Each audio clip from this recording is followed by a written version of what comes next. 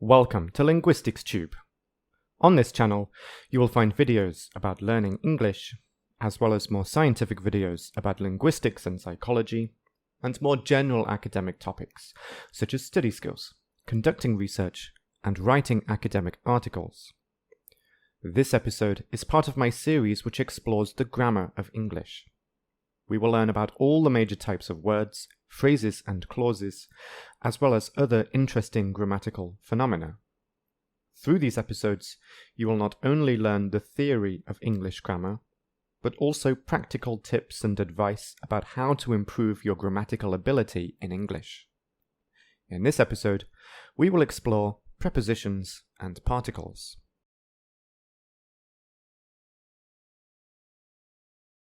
Here is the structure for this episode. After an introduction, we'll discuss the positions of prepositions and particles, and then explore the various meanings of these types of words.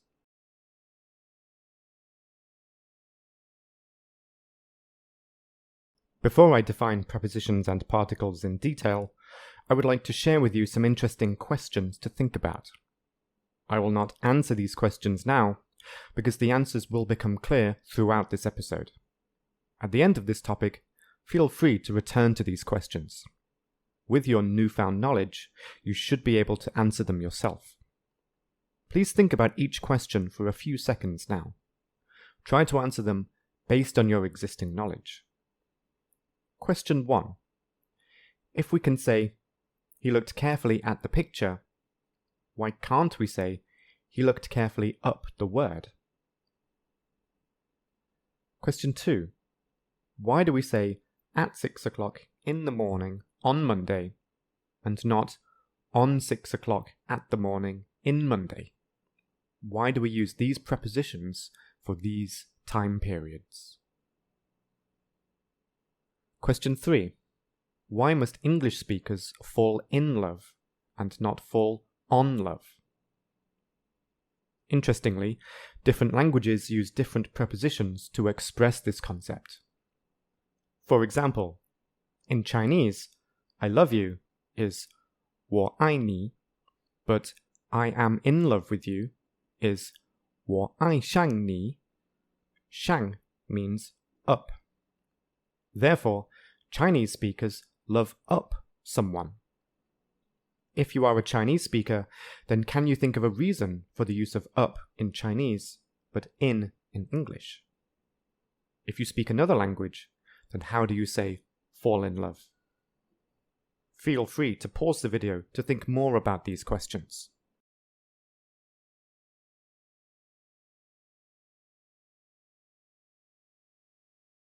Question 4.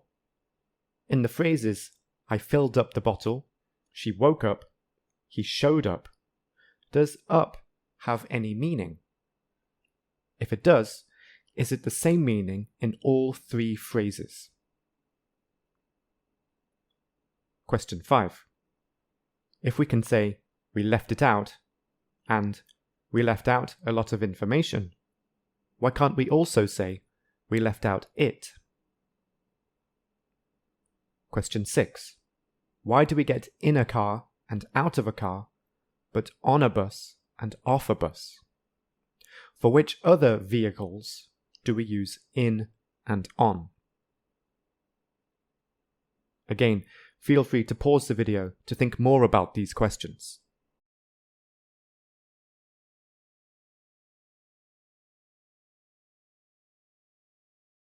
Let's now introduce these two types of word in detail.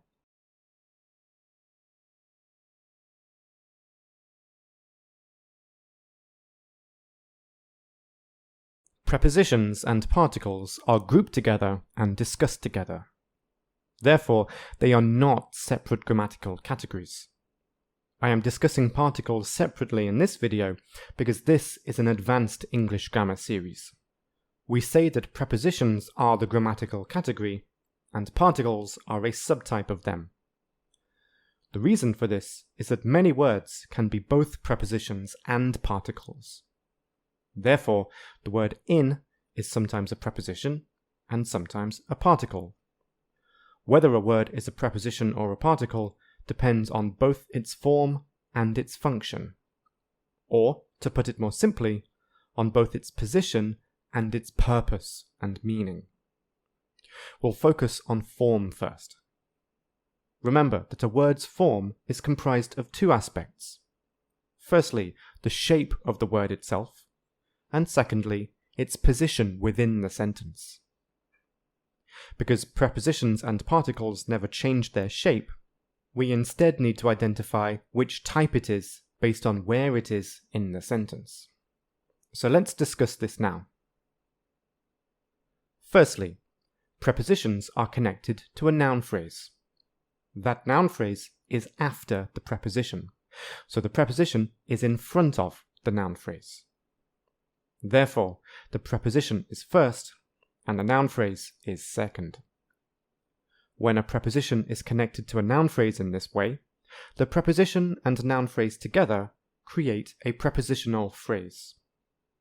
Let's see two examples to demonstrate this. In the bed, on it. The prepositions are in and on, and the noun phrases are the bed and it. Remember that it is a pronoun, and a pronoun is a type of noun.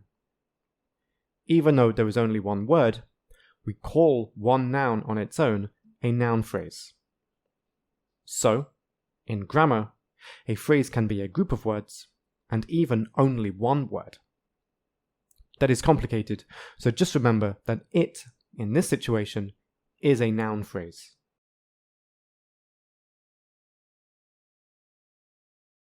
The situation for particles is very different. Whereas prepositions are connected to a noun phrase which is after the preposition, particles are connected to a verb, and the verb is before the particle. Therefore, the verb is in front of the particle, so the verb is first and the particle is second. Here are some examples of particles. As you can see, they are all connected to a verb. He gave up. She gave in. He gave away the gift. Interestingly, notice that the verb is the same, gave, but the particle is different. Changing the particle changes the meaning of gave. As you can see, most words can be both prepositions and particles. However, after analyzing thousands of sentences, linguists have concluded that words such as at, from, to, with are more frequently used as prepositions, and words such as away, back, down, out, up are more likely to be particles. Therefore, away, for example, is more commonly joined to a verb than to a noun phrase. As we just saw, the verb gave on its own, such as in the sentence, I gave him an apple, has a different meaning from I gave up, I gave in, and I gave away the gift. And these three particles also have different meanings from each other. Therefore, a verb plus a particle has a different meaning than just the verb on its own. And for this reason, a verb and a particle together is a special type of verb called a phrasal verb. This means that we do not consider the verb and particle to be separate. They are instead together as one unit. I have a question for you to think about. Can you think of phrasal verbs with the verb take? In other words, which particles can be placed after the verb to create a different meaning of take? Please pause the video while you think of this, and continue when you have finished.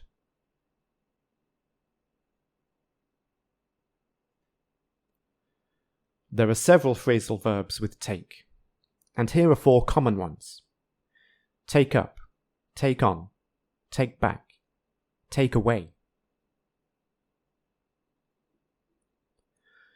Some grammar books consider particles to be a subtype of adverb. They do modify the meaning of the verb because, for example, take has a different meaning from take on and take away. However, because their form is identical to prepositions, most linguists say that they are a subtype of preposition.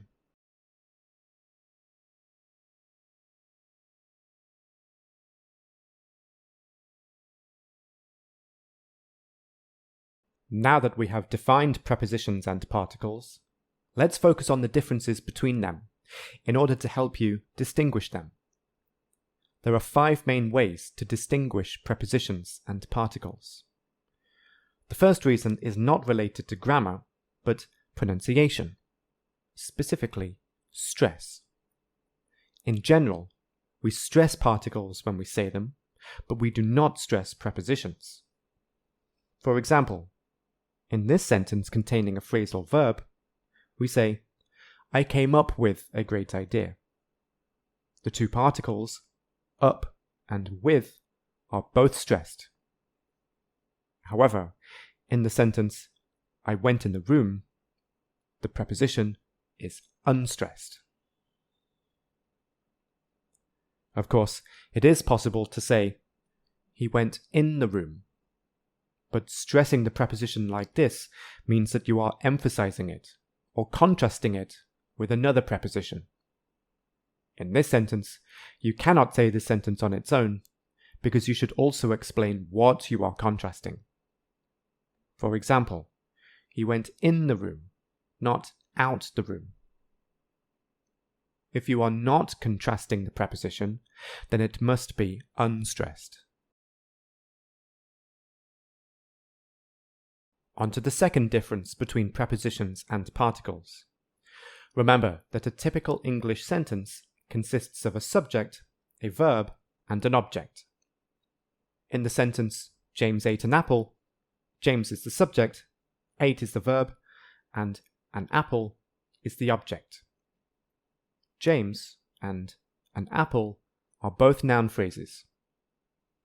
Importantly, remember that James is a noun phrase, even though it is only one word.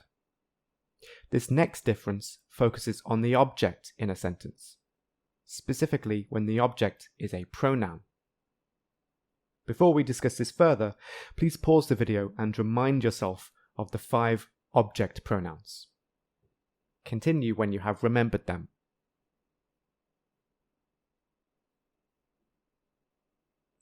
The 5 English object pronouns are me, us, him, her, them. You is both a subject and an object pronoun. Regarding the difference between prepositions and particles, when the object of the verb is a pronoun, the object can only be after a preposition.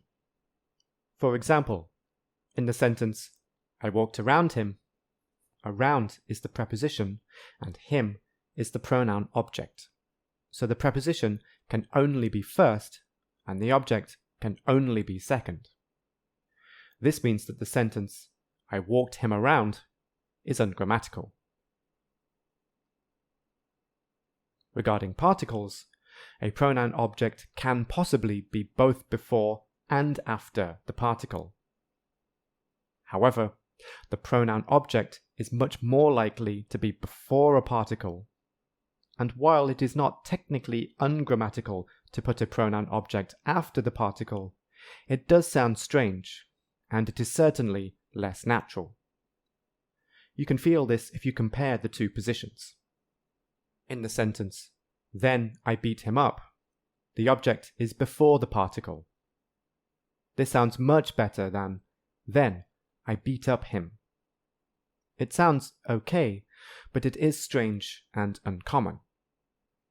We can represent this with a little question mark at the beginning of the sentence. In contrast, a little star at the beginning means that the sentence is definitely ungrammatical.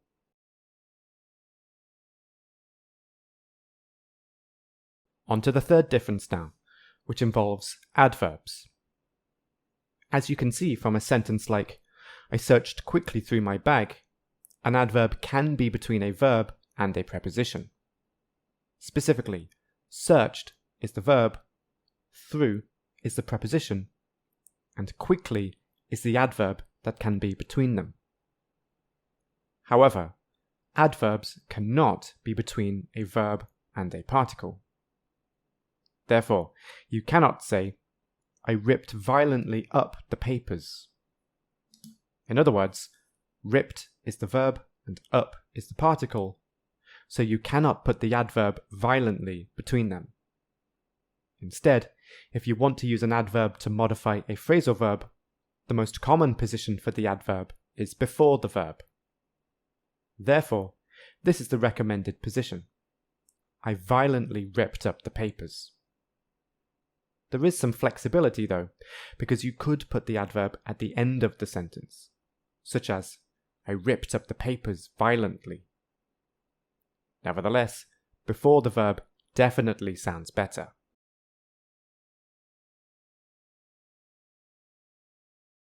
The fourth difference between prepositions and particles is their position in questions and relative clauses.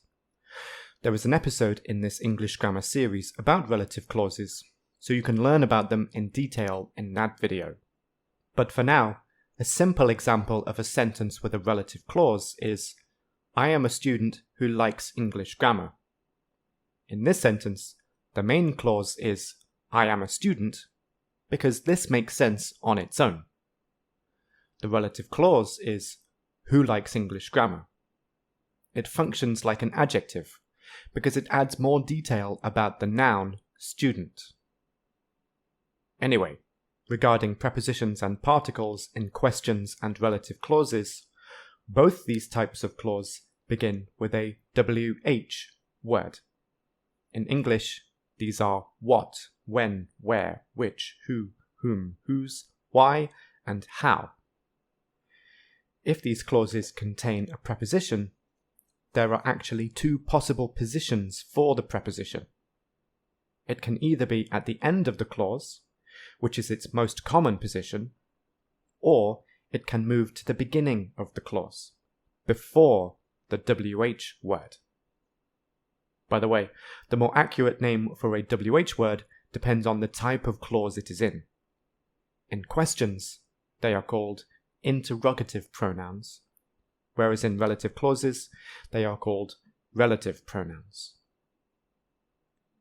For example, in a question, we most commonly say, whom are we stealing from? However, it is perfectly grammatical to say, from whom are we stealing, even though it sounds formal and is mostly used in writing only. The verb is steal, and the preposition is from, so the preposition can be in both positions.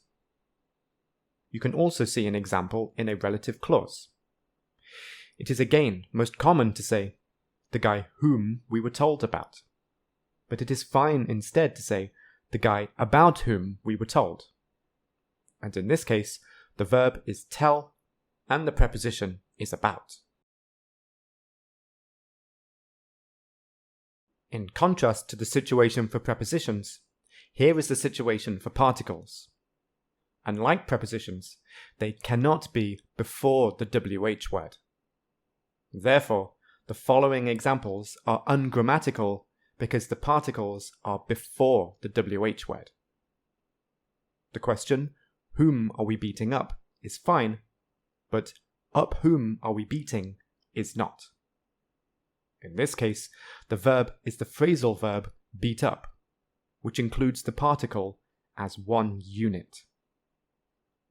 Similarly, for relative clauses, the guy whom we were told to knock out is the only position for the particle, because the guy out whom we were told to knock is ungrammatical. Again, the verb is the phrasal verb knock out, so the particle cannot move to the beginning of the relative clause, unlike a preposition.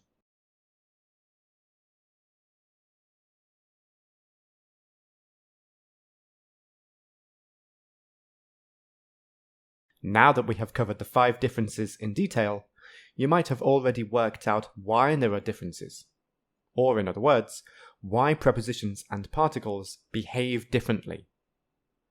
Pause the video and have a look again at differences 3, 4, and 5 if you want to work out the reason yourself.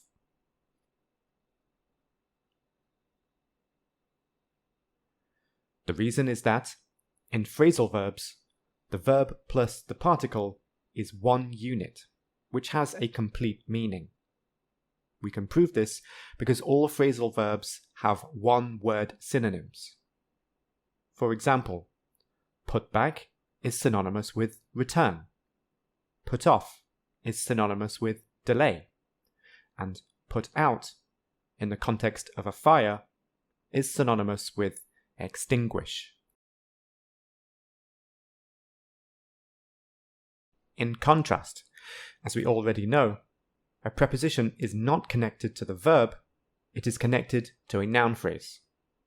Therefore, the verb plus the particle together is one unit which cannot be interrupted. This is the reason why, in the third difference, an adverb can appear between a verb and a preposition, but not between a verb and a particle. Additionally, in the fourth difference, the preposition can be moved away from the verb to another part of the sentence, but in the fifth difference, the particle cannot be separated from the verb. In conclusion, remember that while prepositions and particles are the same words, their relationships with other words in a sentence are very different.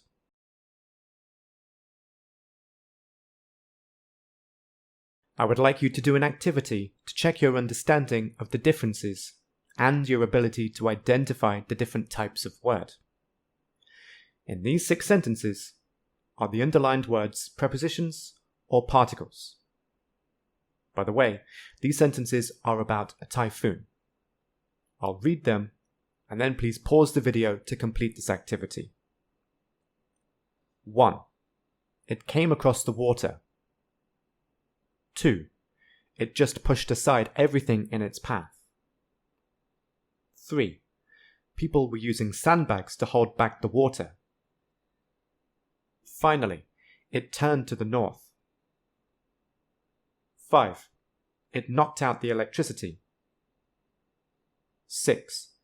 It will take months to clean up the mess.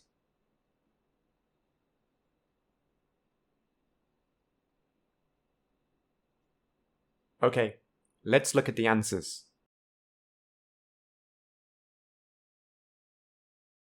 In sentence 1, across is a preposition because it tells us the direction of the typhoon, from there to here across the water. Therefore, it is not connected to the verb. Interestingly, come across is also a phrasal verb. Therefore, sentence 1 is a grammatical sentence with the phrasal verb come across. However, it has a completely different meaning to the actual meaning in this context.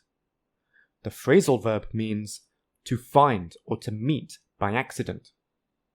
So, using this meaning, the sentence, "It came across the water," means that the typhoon was moving around and randomly found the water. Of course, the typhoon is not alive, so this meaning is impossible. Sentence 2 has caused some debate between my students. They are usually divided equally on whether aside is a preposition or a particle.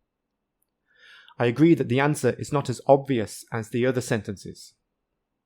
On the one hand, it seems like a preposition, because the typhoon pushed everything, and the direction in which it pushed everything was to the side. However, after applying the tests we just learned about, we can conclude that it is a particle. Firstly, push aside is a phrasal verb which means to move something out of the way. When saying the sentence, aside is stressed. It sounds wrong to insert an adverb between the verb and particle, such as, it just pushed absolutely aside everything. And finally, if we put it in a question, we cannot move the particle to the beginning. For instance, what do we need to push aside? Cannot be, aside what do we need to push? So, it must be a particle.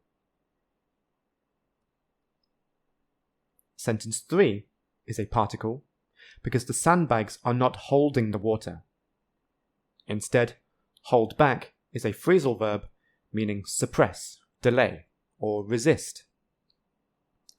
Sentence 4 is a preposition because the typhoon turned and went in the direction north. So the preposition explains the change of direction.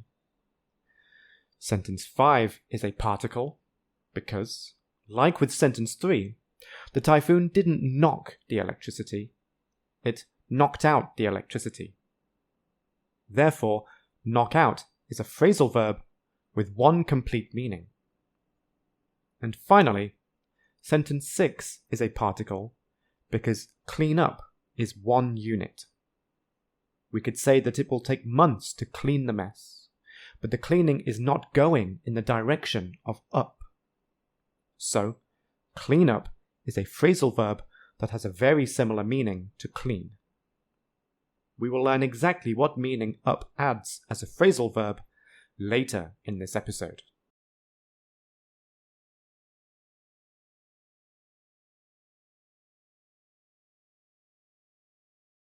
There are two types of preposition, and these types are based on the number of words. The prepositions we have seen so far are all simple prepositions, because these prepositions only consist of one word. There are, however, prepositions that consist of more than one word, mostly 2 words, but sometimes 3 words. These are called complex prepositions.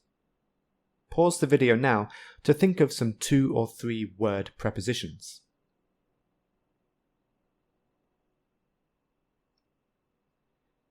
A few examples are along with, away from, close to, in between, in front of, next to, out of.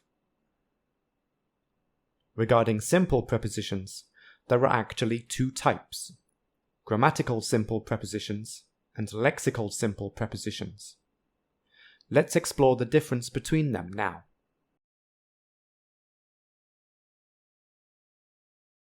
Grammatical simple prepositions are the most simple prepositions.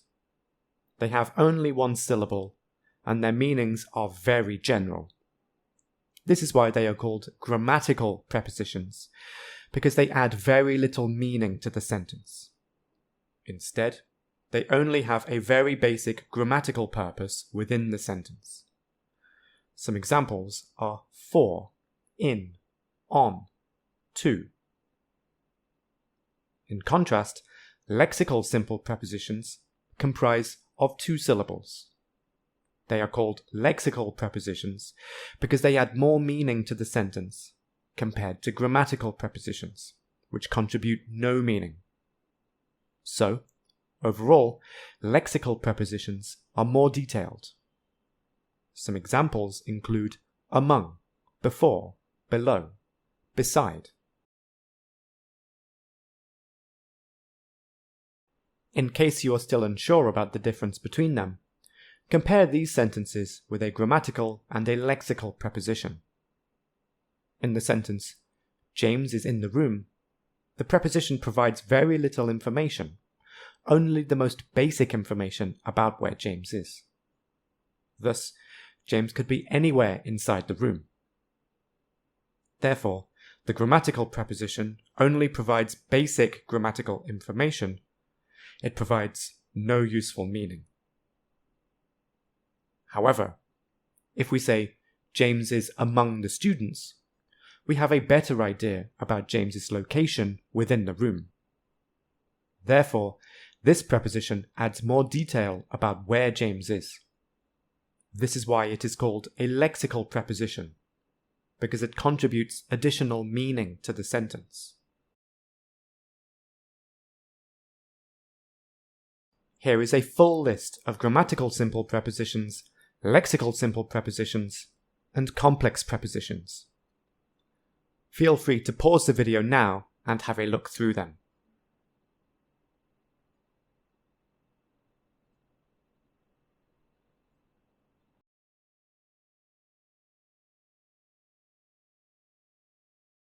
Let's now move to the second section of this episode, in which we'll discuss the various positions of prepositions and particles.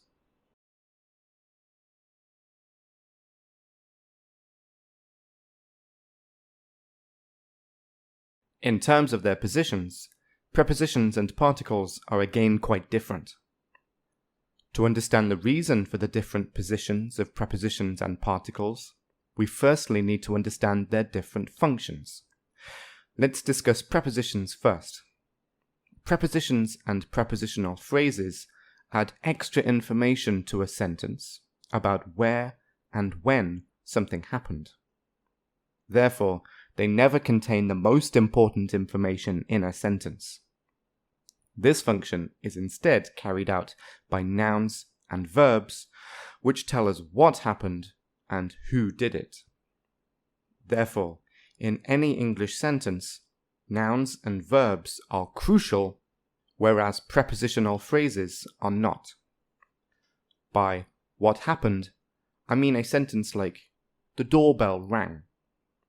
The noun phrase, the doorbell, and the verb, rang, tell us exactly what happened.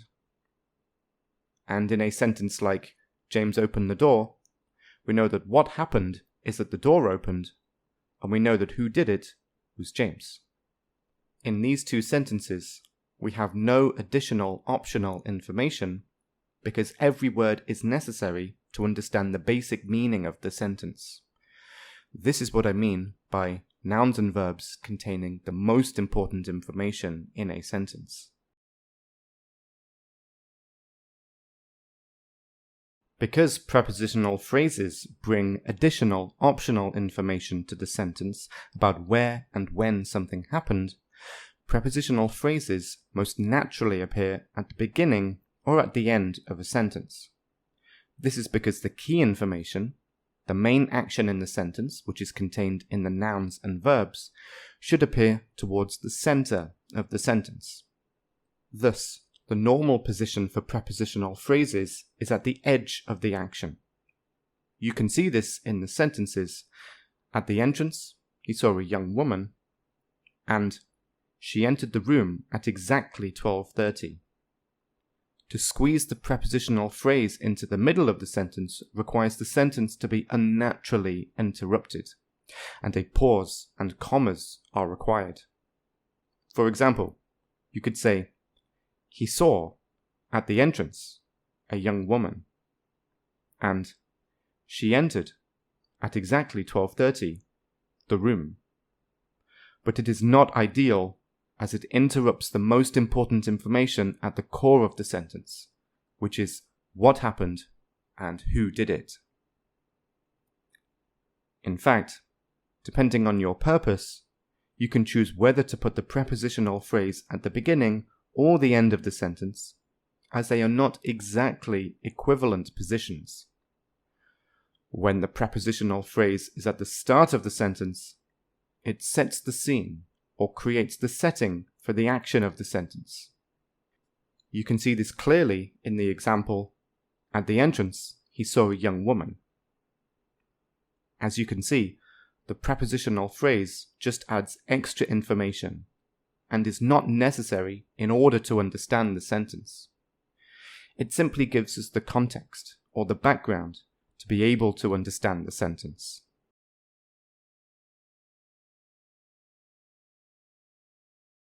Putting the prepositional phrase at the end of the sentence, however, has a slightly different purpose.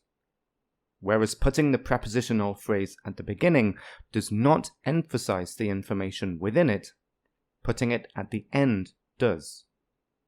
Importantly, doing this never makes the information in the prepositional phrase compulsory information to be able to understand the sentence. It is still additional information, but it is emphasized more at the end than at the beginning. To see what I mean, compare these two examples. I like music. Sometimes I even like loud music. But at 7 in the morning, I never like loud music. I like music. I sometimes even like loud music. But I never like loud music at 7 in the morning. Pause the video and decide which example you think is more interesting and emphatic. Do you agree that the prepositional phrase in the second example is more emphatic and the sentence as a whole is more interesting?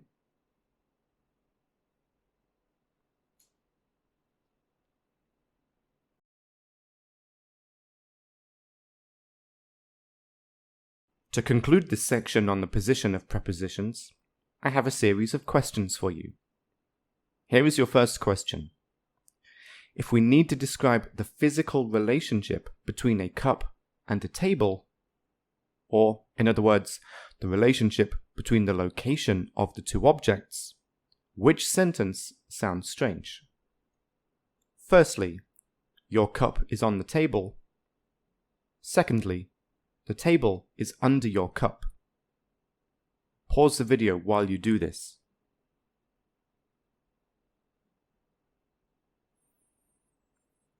I hope you agree with me that the second sentence sounds bizarre and is even difficult to comprehend at first. I'll soon ask you to explain exactly why, but firstly, remember that the prepositional phrase should contain the setting of the sentence, not the topic or the action in the sentence. The setting is usually bigger, more permanent, and less likely to move or change than the topic or the action, which usually does move or change. So, my next question is, why does "your cup is on the table" sound better than "the table is under your cup"? Please pause the video and answer this question.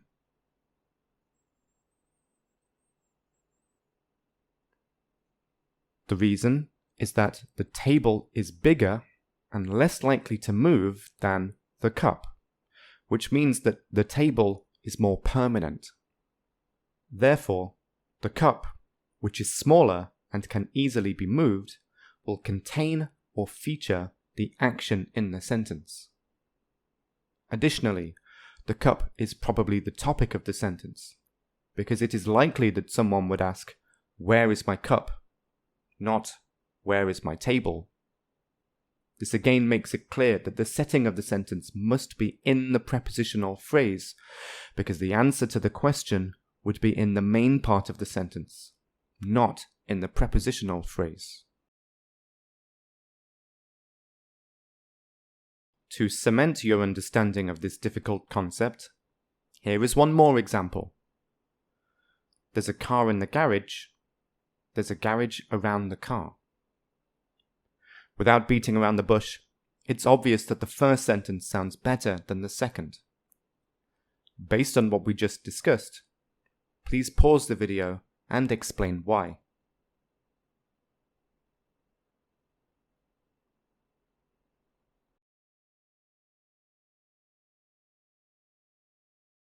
The principle is identical to the example about the table and cup. We need to identify which object is more permanent, and therefore which object is the setting. This determines which object must be in the prepositional phrase. I'm sure you agree that the garage is bigger than the car and is a permanent building that cannot move. In contrast, the car will move, so the car is the action in the sentence.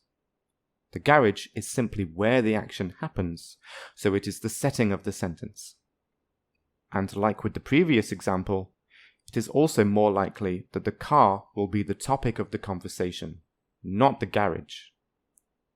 Therefore, because the permanent setting should be in the prepositional phrase and the action should be in the main part of the sentence, the garage should be in the prepositional phrase.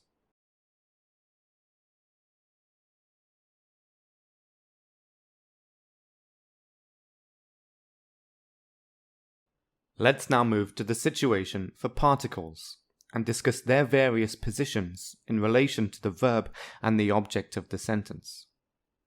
Firstly, some phrasal verbs cannot have a direct object after them. Just as a side note, in a sentence with only one object, it will be a direct object. However, some sentences have two objects, the direct object and an indirect object. For example, in the sentence, I bought a cake for James, the direct object is a cake because it is the object that was bought. James received the cake, so this noun is less connected to the verb than a cake. Therefore, James is the indirect object. Anyway, back to particles. These phrasal verbs cannot have a direct object, and in fact do not need anything afterwards, because they make sense on their own. James sat down. My friend ran away. In order to put a noun phrase after these types of phrasal verb, you must put it inside a prepositional phrase. For example, James sat down on the floor. My friend ran away from his family. A prepositional phrase cannot be a direct object, because only noun phrases can be objects. So, we can say that these types of phrasal verb cannot have an object afterwards.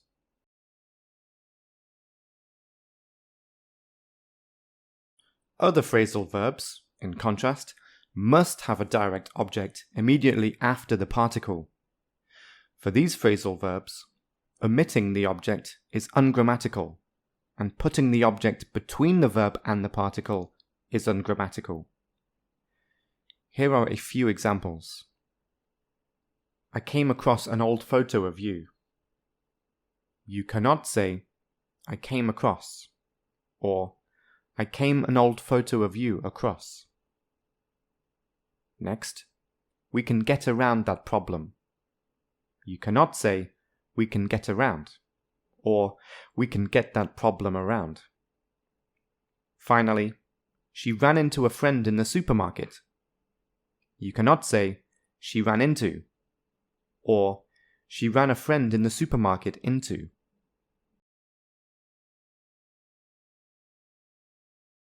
Opposite to the previous situation, for some phrasal verbs, the direct object must be before the particle. Therefore, omitting the direct object and putting the object after the particle are ungrammatical. Examples include, they won't ask James back. You can't say, they won't ask back, and they won't ask back James. Next, this weatherman gets my mum down. You can't say, this weatherman gets down, or this weatherman gets down my mum. Finally, I wonder if you could help Janice up. You can't say, I wonder if you could help up, and I wonder if you could help up Janice.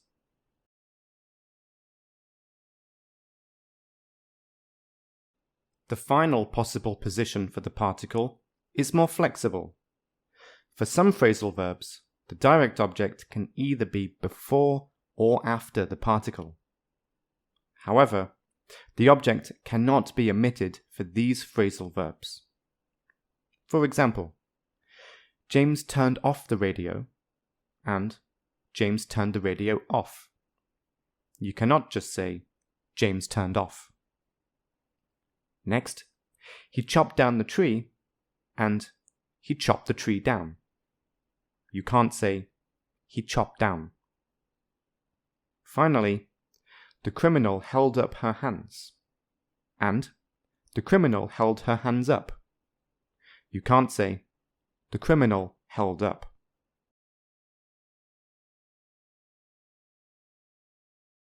We've just seen 4 situations regarding the possible positions for particles. We can group them together based on whether or not the direct object can be placed between the verb and the particle. In the first situation, there can be no direct object, and in the second situation, the direct object must be after the phrasal verb. Therefore, the phrasal verbs in situations 1 and 2 are called non-separable phrasal verbs. In contrast, because the phrasal verbs in situation 3 must be interrupted by the direct object, and the phrasal verbs in situation 4 have the choice of being interrupted by the direct object, the phrasal verbs in situations 3 and 4, where the object can be between the verb and the particle, are called separable phrasal verbs.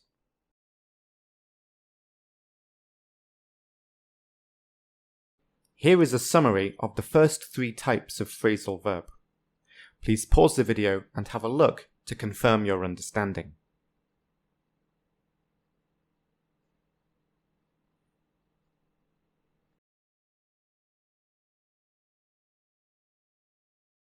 Here is a summary of the 4th type of phrasal verb. Again, please pause the video and have a look to confirm your understanding.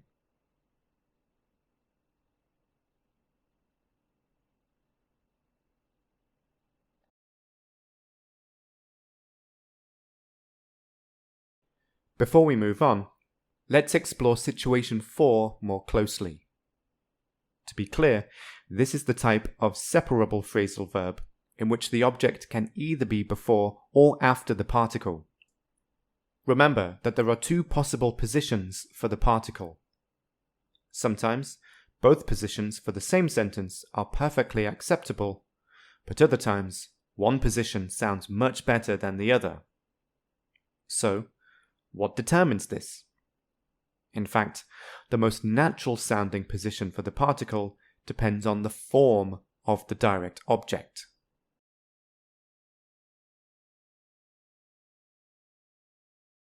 Let's have a look at the first position of the particle. In this situation, the particle will be after the object, so it will be at the end of the sentence. In other words, the object will be between the verb and particle. This situation happens if the object is relatively short, unstressed when spoken, a pronoun, and something that has already been discussed in the text or the conversation. This final criterion sounds complicated, but it's actually very simple if we use an example.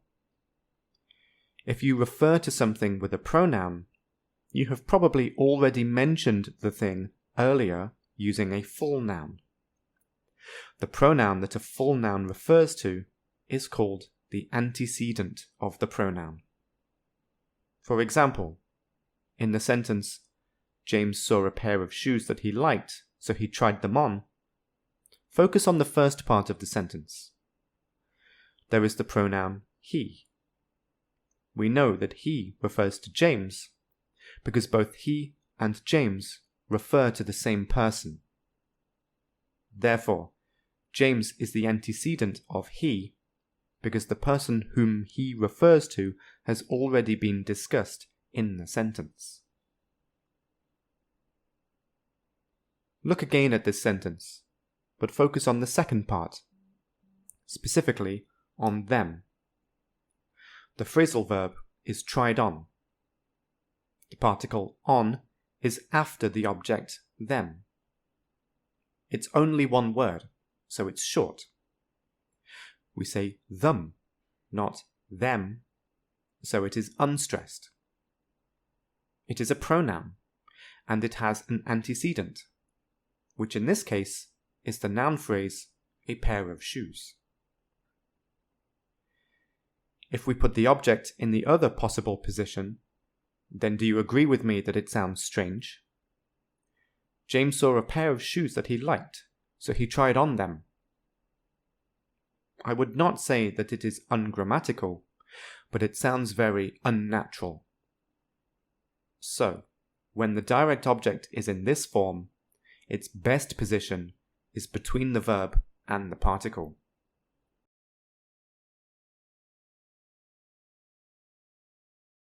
Regarding the second possible position for the particle, it sounds best before the object, thus directly after the verb with no interruption by the direct object, if the object is in the following form.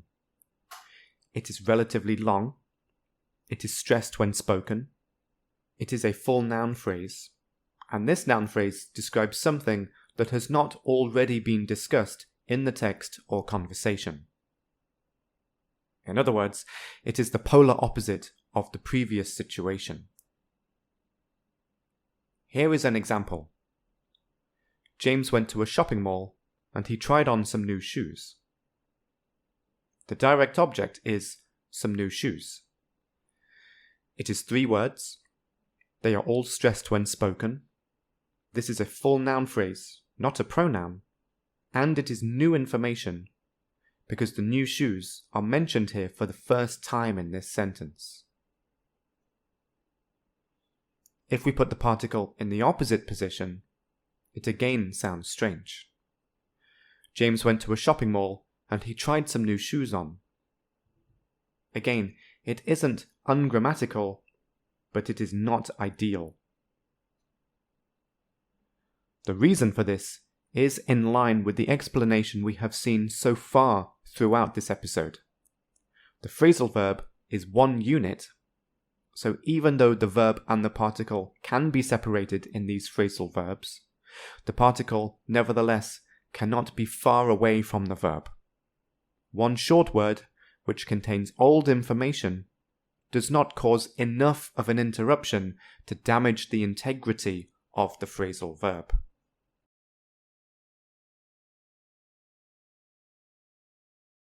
Let's now do an activity to check your understanding of this. Here are 2 sentences. The direct object is in the 2 different positions. Which sentence, A or B, sounds better and why? The phrasal verb here is leave out. The first sentence. I should have put my takeaway in the fridge, but I left it out. The second sentence. I should have put my takeaway in the fridge, but I left out it.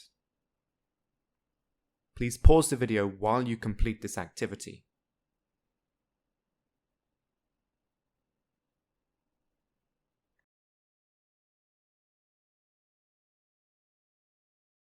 Remember that the position of the particle depends on the form of the object.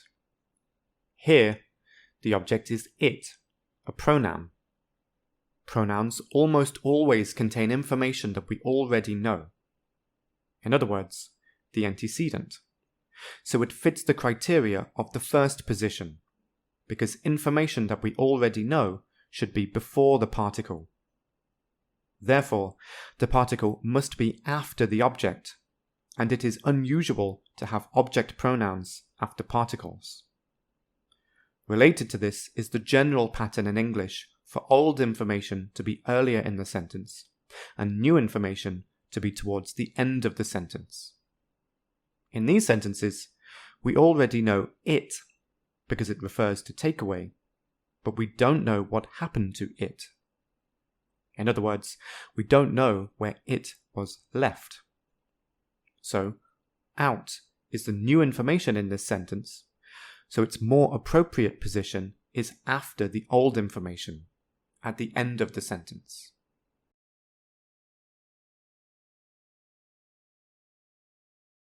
Here is a summary of the key information that we've discussed in this section. Feel free to pause the video and make sure you understand everything.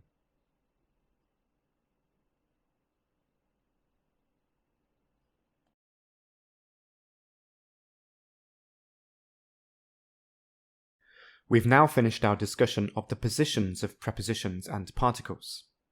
In the next section, which contains by far the most difficult concepts of this entire course, we will discuss the meanings of prepositions.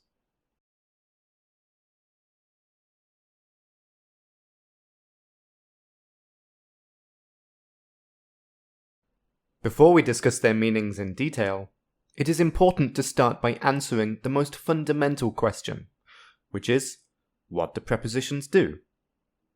Most basically, a preposition shows what kind of relationship exists between a noun phrase before the preposition and a noun phrase after the preposition. That undoubtedly sounds confusing, so we'll see examples soon to make it clear. When discussing the meanings of prepositions in relation to the surrounding noun phrases, we do not describe them as noun phrases, because there are often noun phrases in sentences that are not connected to the preposition. Instead, we can eliminate confusion by referring to the noun phrases that are connected to the preposition as entities. We can now be more specific in our definition of prepositions. The preposition shows the location of the first entity in relation to the second entity. Therefore, the purpose of a preposition is to tell us where the first entity is in relation to the second entity.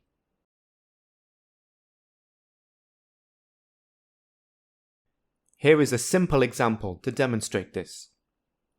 Consider the sentence, "We are at the park." There are two noun phrases in this sentence, so there are therefore two entities in this sentence, we and the park. The preposition is at.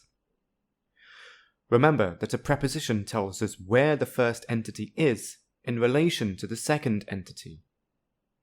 This means that we know where we, which is the first entity, is in relation to the park, which is the second entity.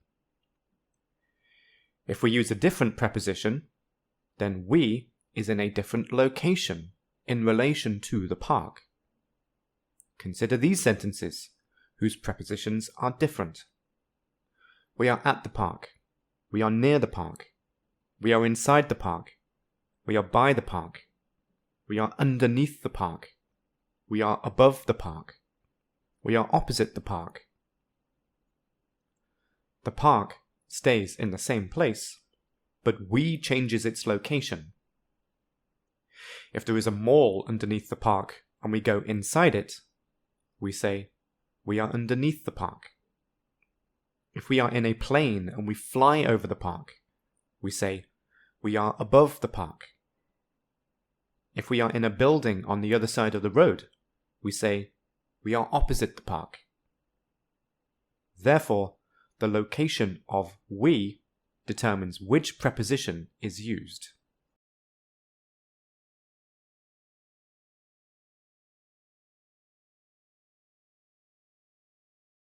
The examples we just saw all show the location of a physical entity in relation to another physical entity. In other words, both we and the park are physical entities. By physical entity, I mean entities that actually exist and can be seen and felt. The opposite of this is abstract entities, which only exist in a person's mind. Therefore, physical entities are all literal entities in the world around us. Note that I am not saying the word object, because while many entities, like book and chair, are indeed objects, we would not say that people or parks are objects.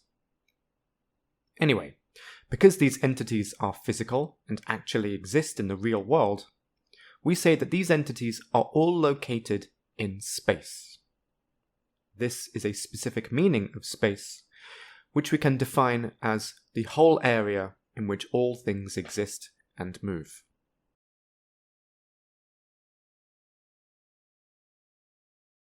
Remember, we said that prepositions can show the different locations of the first entity in relation to the second entity. There is another function of prepositions.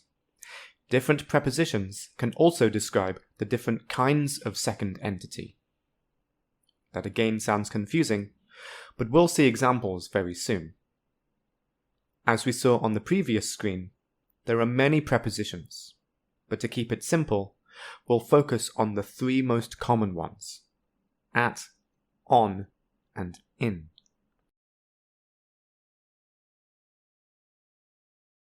We'll start with at. The first entity can be located at the second entity. Regarding the kind of entity that at describes, when at is used, the second entity is visualized, conceived of, or imagined as a point in space, in the physical world around us. When something is visualized as a point in space, it is conceived of as being one-dimensional, which means the second entity is described with very little detail. We'll see examples of this very soon.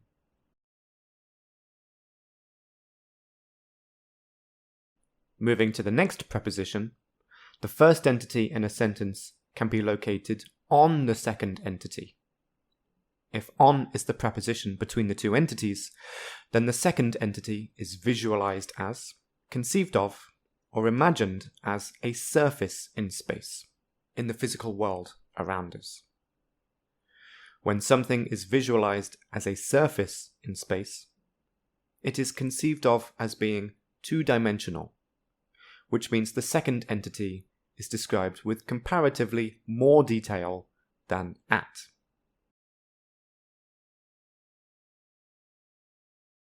Finally, the first entity can be located in the second entity. In this case, the second entity is visualized as, or conceived of, or imagined as an area in space, which is in the physical world that exists around us. That means that the second entity is conceived of as being three-dimensional, and therefore it is a space that the first entity can go inside. Because it is an inside space, the second entity is conceptualized as having a lot of detail.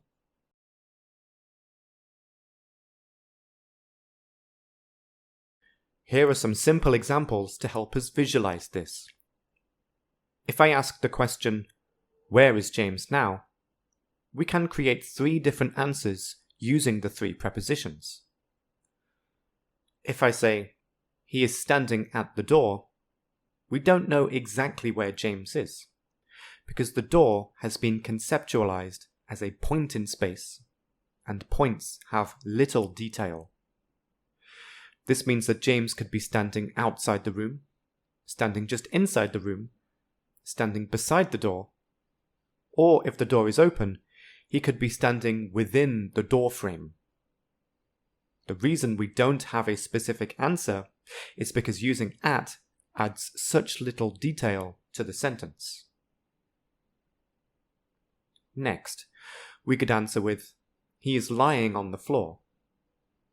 By using on, we firstly know approximately where James is, and secondly, we know that he is lying on a surface, because on tells us that the second entity is a type of surface. Finally, if we answer the question by saying, "He is sitting in the classroom," we know that James is inside an area, because in tells us that the second entity is three-dimensional.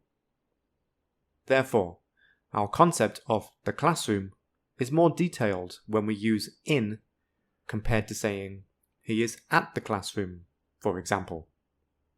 When we say at the classroom, we have no idea exactly what type of entity the classroom is, so we don't exactly know where James is in relation to the classroom.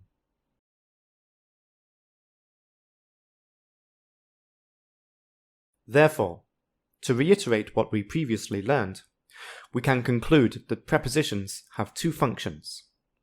Firstly, they reveal where the first entity is located in relation to the second entity. We can further demonstrate this by using the same entities with different prepositions. So, if we say, "James is sitting in the classroom," in shows us that James is inside the classroom. But if we say, "James is sitting on the classroom," this preposition shows that James somehow climbed onto the roof and is sitting above the classroom. Therefore, James is in a different place in relation to the classroom when we use these different prepositions. Secondly, prepositions reveal what kind of entity the second noun phrase is. Therefore, using in makes us visualize the classroom as a three-dimensional area with a floor, walls, and a ceiling that we can go inside and move around in. But if we say James is sitting on the classroom, we ignore the floor, walls, and ceiling, because they are not needed to understand this sentence. Instead, we conceive of the classroom as a surface that can be sat upon. And using our common sense, the most obvious surface must be the roof of the classroom. If that was confusing, then I suggest you watch this section again. Eventually, it will make sense. The situation we'll see next is different from the examples so far. The examples we've seen using at, on, and in are all static examples, which means that nothing is moving or changing in these sentences. However, prepositions can be used to show other situations, such as the movement of entities.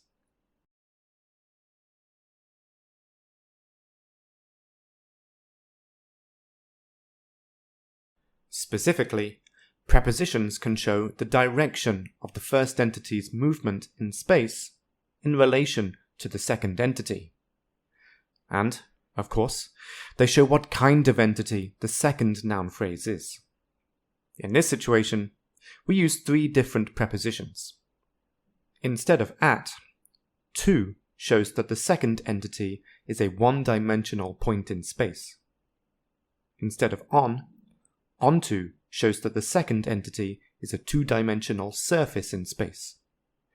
And instead of into shows that the second entity is a three-dimensional area in space. You can see from the form of these prepositions that they are very similar to the prepositions used for static location in space. To is the basic preposition for movement, and we add this word to the prepositions that are already used for surfaces and areas. On plus to is onto, and in plus to is into. Let's look at some examples.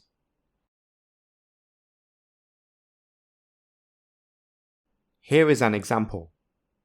James went to the university. Then he walked onto the road inside the campus. Finally, he walked into the teaching building. When we say James went to the university, the second entity is conceptualized as having very little detail. Therefore, by using to, we imagine that James started at point A, although we don't know where that is, and finished at point B, which is the university. To help us understand this, I imagine 2 points on a map. James began at the starting point and finished at the ending point. In fact, looking at a map might help us to understand this. When we use a map to get directions from point A to point B, in this case from Cambridge railway station in the bottom right corner to Cambridge University in the top left corner, we imagine those 2 locations with very little detail. They are one-dimensional points in space.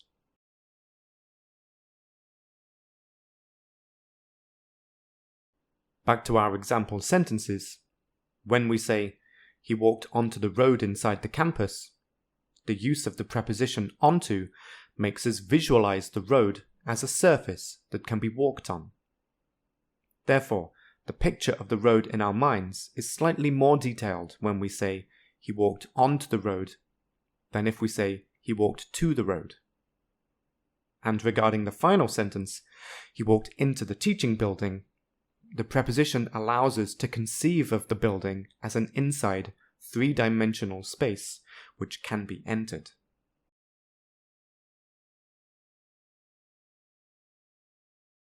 So far, I've been discussing point A and point B. However, in the sentence, James went to the university, we know that point B is the university, but we don't know where point A is. Therefore, these examples show where the movement is going to, or more specifically, the goal of the movement. Therefore, the job of the preposition is to show the relationship between what is moving, which is the first entity, and where the first entity is moving to, which is the second entity. So, in James went to the university, the preposition to explains the nature of the movement between James and the university.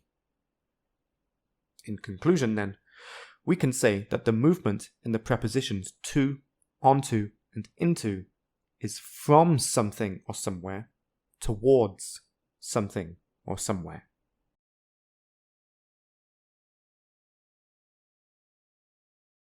However, another set of prepositions can show the source of the first entity's movement. These three prepositions show the opposite relationship to the goal prepositions. They show the relationship between what is moving, which is the first entity, and where the first entity is coming from, which is the second entity. The prepositions we use for source movement are from, off, out of. With these, we can create the source aspect of the three sentences we saw previously. For example, James went from the railway station. Then he walked off the main road. Finally, he walked out of the courtyard. So, the preposition from demonstrates the nature of the movement between James and the railway station. From conceptualizes the second entity, the railway station, as a one-dimensional point in space, so it conceptualizes it as a point on a map with no additional details. Off conceptualizes the main road as a surface that can be walked on, and out of conceptualizes the courtyard as a three-dimensional area with a floor and walls which can be entered. Therefore, we visualize it with much more detail than the railway station, which is only a point on a map.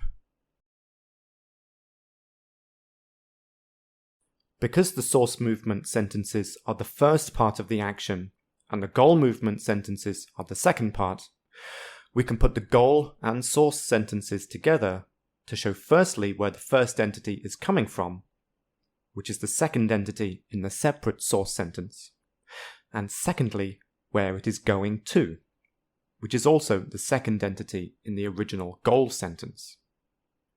Together, these give us a complete picture of the action that happened. James went from the railway station to the university. Then he walked off the main road and onto the road inside the campus. Finally, he walked out of the courtyard and into the teaching building. Of course, when you do this, you don't absolutely need to pair the same type together if it does not make sense. Therefore, you can certainly say, he walked off the main road and into the campus. The final type of movement in space that we can express with prepositions is not where the first entity is coming from or going to, but the path of the first entity's movement in relation to the second entity. For this, we again have three prepositions to express one-dimensional, two-dimensional, and three-dimensional entities. If the second entity is visualized as, conceived of, or imagined as a point in space, then the first entity goes past the second entity. If the second entity is conceptualized as a surface, the first entity goes along the second entity. And if the second entity is conceptualized as an area, the first entity goes through the second entity. Let's look at some examples.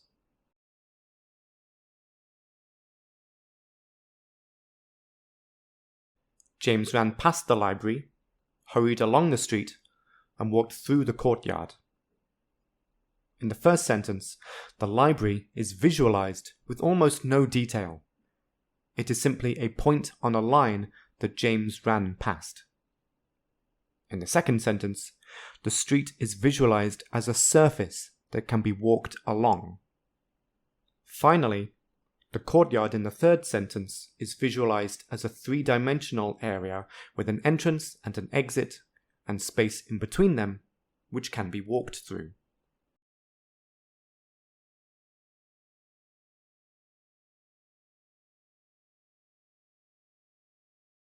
The situations we've just explored already seem complicated, but in some situations, it in fact can be more complicated than only using at to describe points, on to describe surfaces, and in to describe areas. For example, in what seems like an inconsistency, the same second entity can be imagined as a point, a surface, and an area. Look at these three sentences. The university is in Cambridge. The sun is shining on Cambridge this morning.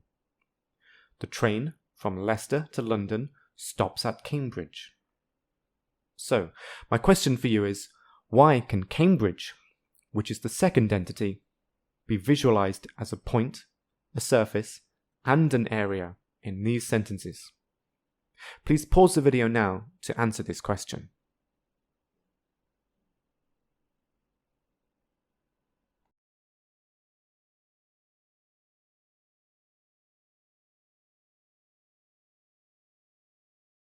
I'm sure we all agree that Cambridge is most commonly a three-dimensional area, because it is a big city with thousands of residents, hundreds of buildings and roads, and also a river.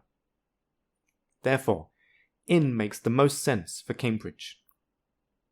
However, we visualize Cambridge as a surface when talking about how the sun shines on it. Remember that the preposition shows the location of the first entity in relation to the second entity. Therefore, we use the perspective of the first entity when we interpret the location of the second entity. This means that if we go to the sun and look at Cambridge, then Cambridge will no longer look like a massive three-dimensional area that we can be inside. It will instead look like a flat surface. And, in English, we say that the sun shines on something, not in or at something.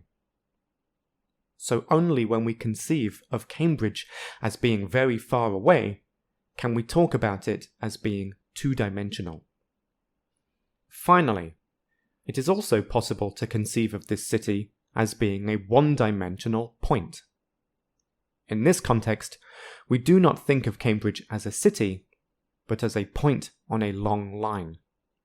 And the line in this case is a railway line. If we drew the railway line from Leicester to London on a piece of paper and labelled the places where the train stops, we would simply label them as points on the line. Therefore, we do not need to conceive of these places as having more detail than this. So, if Cambridge is one point on a journey, then we can stop at it. If we were to mix these prepositions up, it would create very strange and unlikely situations.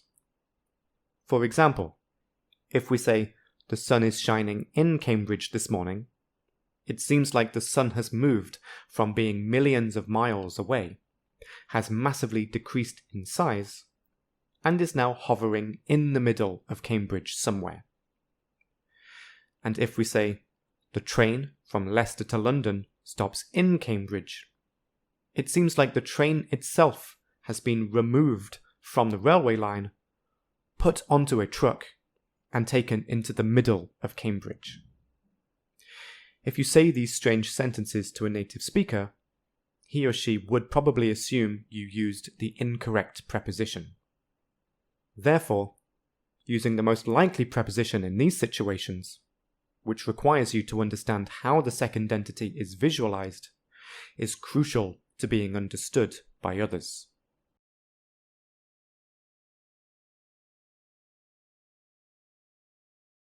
We have talked so far about the role of prepositions in showing the nature of the relationship between two entities in space. We talked about static locations, movement from a source to a goal, and the path of the movement. Prepositions can also be used in other domains, especially those which have similarities with movement in space. The one that we'll focus on in this section is time. We'll discuss the role of prepositions in this domain soon, but firstly, let's explore the concept of time and its representation in language. Time is an abstract concept. By this, I mean an idea which only exists in our thoughts and does not exist physically. Therefore, we cannot touch or see time. Therefore, most, if not all languages, do not have specific, unique words to express time. Instead, languages borrow words from other domains to express time.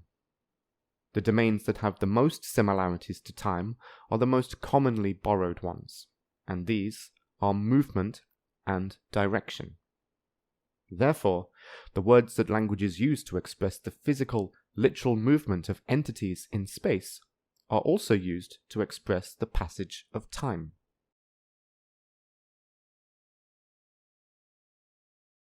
Here are some pairs of sentences.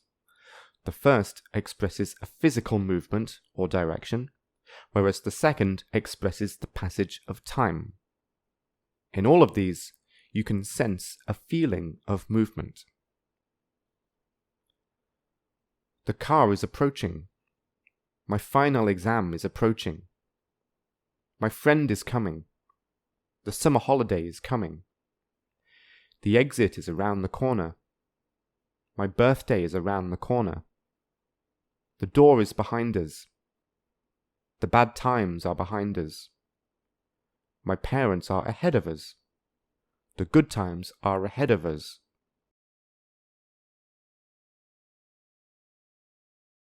So, we have established that languages use the words for direction and movement in order to talk about the passage of time.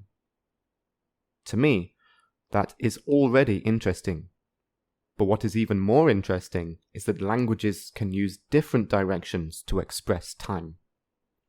English and Chinese are good examples. Whereas English uses horizontal directions, Chinese uses vertical directions. So in English, we say, "See you next time." When we think of next, we think of something horizontally after something else.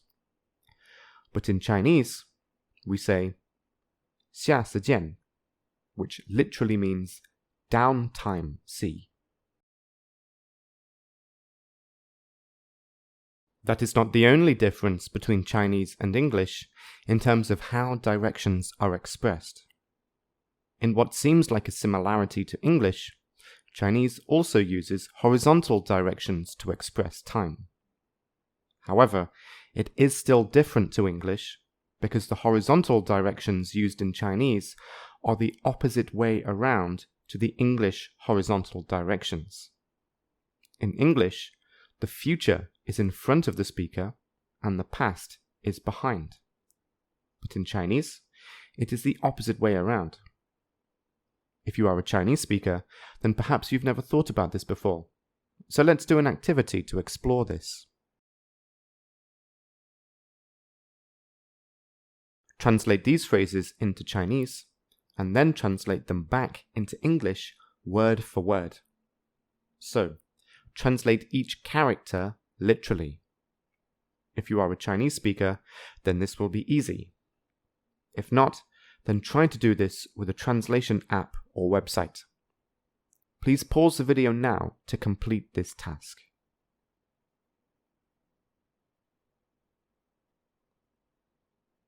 The day after tomorrow translates into Chinese as 后天, and this literally translates into English as back day.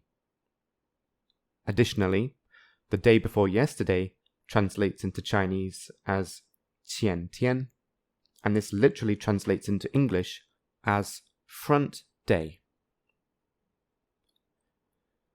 Based on these examples, we can say that in English, the speaker is looking at the future in front of him or her, and it hasn't happened yet.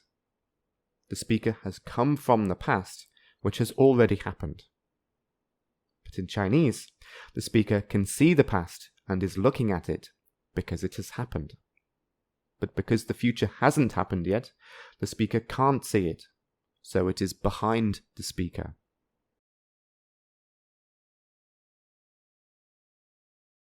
Now that I've introduced the general situation regarding the expression of time through the domain of movement and directions, let's now relate this to the topic of this video, prepositions. Returning to the function of prepositions that we previously discussed, the prepositions which are used for spatial relationships are also used for time. By spatial relationships, I mean prepositions which describe the location of a physical entity in space in relation to another physical entity in space. Let's explore the two functions of prepositions in the domain of time.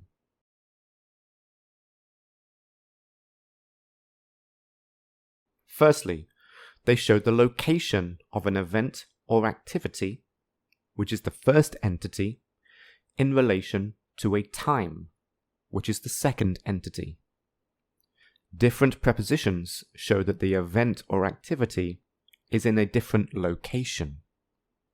By location, I of course mean a metaphorical, abstract definition, because a physical object cannot be located in a time.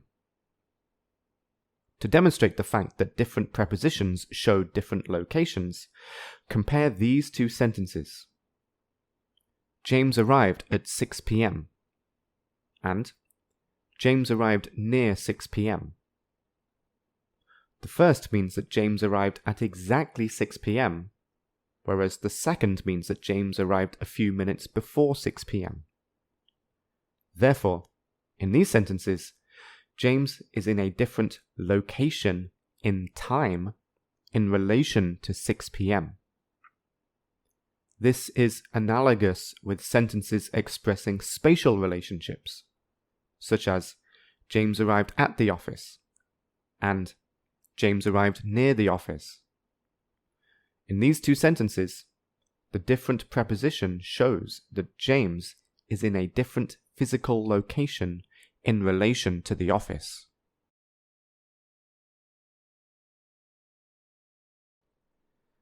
In addition to showing the location of an event or entity in relation to a time, prepositions also show what kind of entity the second noun phrase is. We use the same prepositions for metaphorical location in time as physical location in space, at, on, in. As we'll soon see, there are similarities between these two domains. Regarding location in time, if at is used, then the second entity is a short amount of time, such as a specific hour. In this situation, the first entity is at a point in time, just like the first entity is at a point in space. Here are some examples of metaphorical time locations. At 6 p.m., at noon, at that time.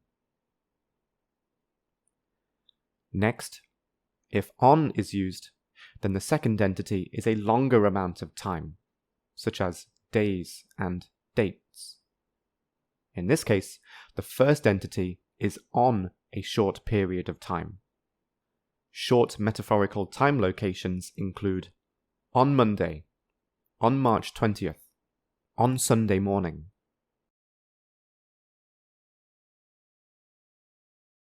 Finally, if in is used, then the second entity is a very long amount of time, such as months, seasons, and years. In this situation, the first entity is in a long period of time. Examples include in October, in summer, in 1947.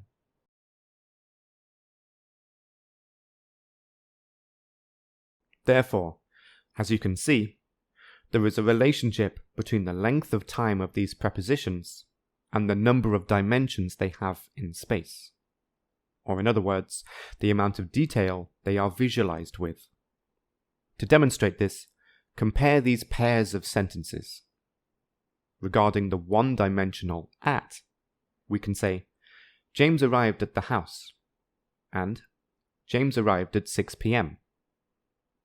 Seeing these together clearly demonstrates that at describes both a point in space and a point in time, which is small and specific.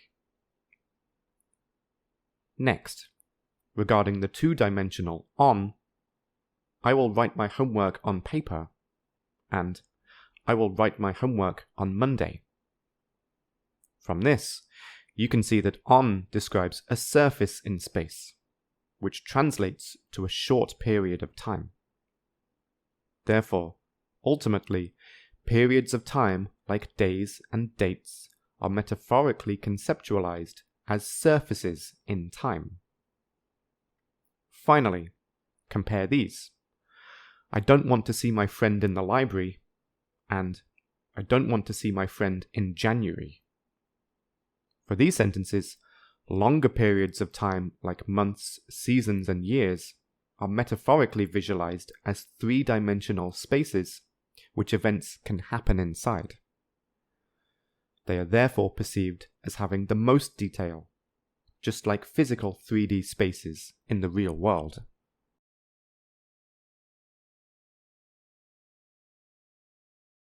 Moving on, just like prepositions can show the nature of the movement of the first entity in relation to the second entity, the prepositions of movement can be used to discuss the passage of time.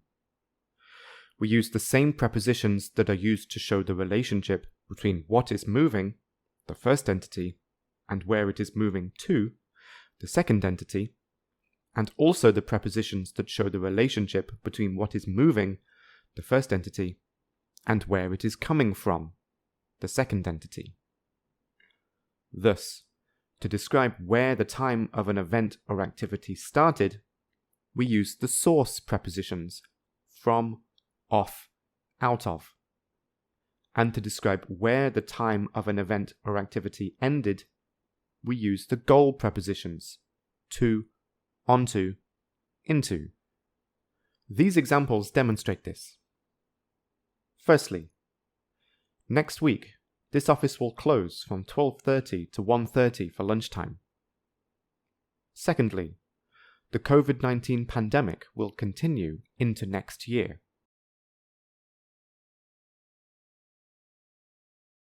In the first example, because the prepositions from and to are used, the prepositions thus show the passage of time between 2 points in time, which are specific hours. Therefore, the event is from an earlier point in time to a later point in time. Just like a person can walk from a point in space to another point in space. In the second example, the preposition into shows that the pandemic will go into a period of time. Using this preposition means that this longer period of time is visualized or conceived of as a three-dimensional container of time, which can be entered, just like a three-dimensional area in space which can be entered. So, this year is one container of time, and next year is another container of time. Therefore, the pandemic started inside last year's time container and moves into next year's time container. Although I didn't mention this before, the preposition in, which describes the metaphorical location of an event in time, also puts the event inside a metaphorical 3D container of time. This container of time sounds confusing, but it is analogous to an entity being inside a three-dimensional area of space, such as a room, a building, or a box. Finally, in addition to prepositions showing that an event can be located at a point in time, and showing how an event can move from an earlier to a later time, the movement prepositions can also show the path of an activity, the first entity, in relation to a time, the second entity.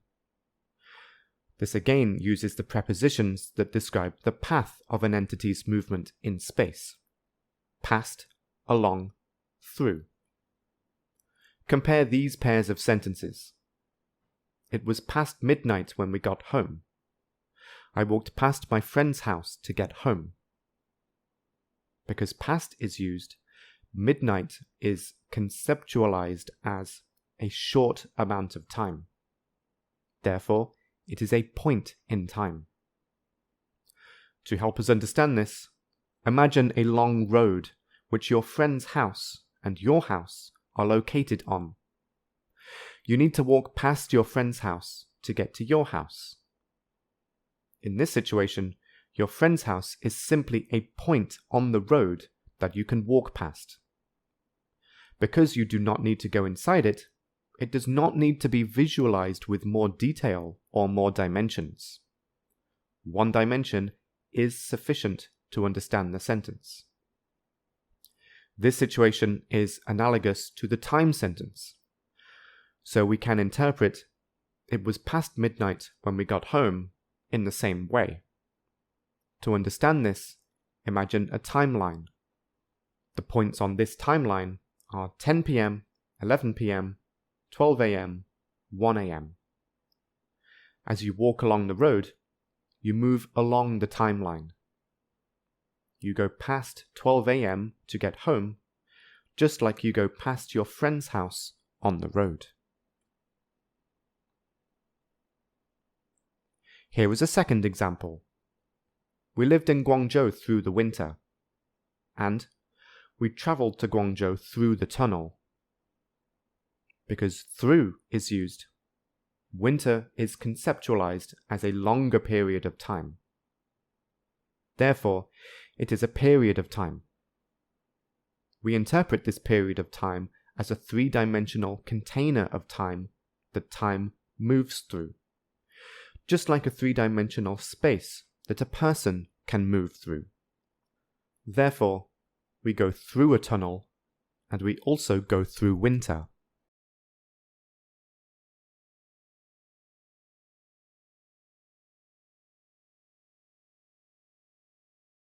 Even though this course is called English Grammar, there is not only one official form of English. On the contrary, it is the official language in many countries and regions, such as the UK, the USA, Australia, South Africa, Hong Kong, Singapore, India, Ireland, and New Zealand. And in each of these places, the form of English has slightly different sounds, words, and grammar. Therefore, these are all dialects of English. So far, we've only looked at the situation of prepositions and particles for British English. But in this area, there are differences between the dialects of English.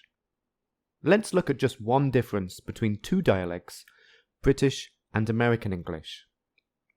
In British English, we say, "This office is open from Monday to Friday." This pair of prepositions expresses the source and goal of the passage of time. From and to encode time as one-dimensional, so time moves from an earlier point to a later point on a timeline in British English.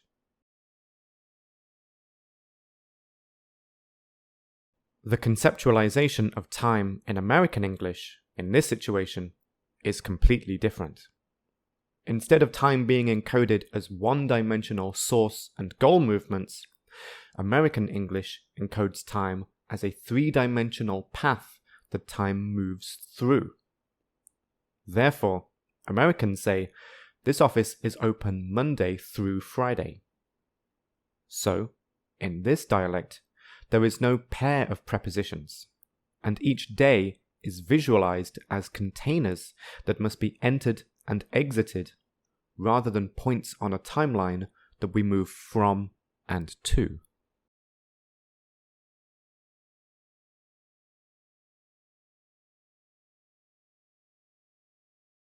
Alas, while what we've learned in this section already seems very complicated, prepositions showing metaphorical locations in time can sometimes seem inconsistent.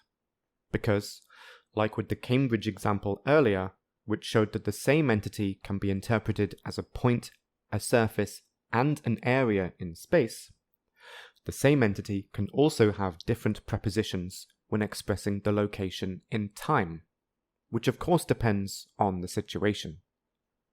Here are 4 sentences, which use 4 different prepositions for the same entity, which is a time word. Therefore, the same time word can be 4 different kinds of entity with different amounts of dimension. Here are the 4 sentences. At night, your problems are much worse. On the night of November 1st, this man was asleep. In the night, I often wake up twice. During the night, the train from London to Edinburgh travelled 1,200 kilometres. I have 2 questions for you to think about and answer. Firstly, which preposition is most commonly used for night, and why? Secondly, why can we use the 3 other prepositions for night? Please pause the video now and continue when you have answered these questions.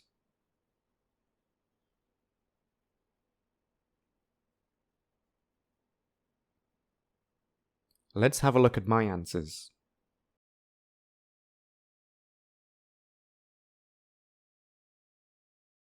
Firstly, I hope you agree with me that at is the most commonly used preposition for night.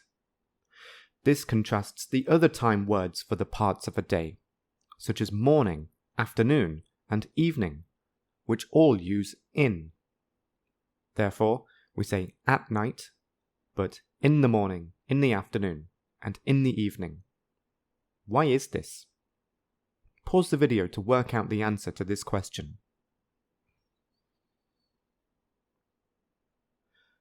We can use the first sentence to help us answer this question. At night, your problems are much worse. Because at is used, night is interpreted as a specific point in time. It is the only part of the day that is visualized as a point instead of a period of time, which makes it separate from the other times in a day. This is because no events happen at night. We are asleep, and therefore unaware of the passage of time.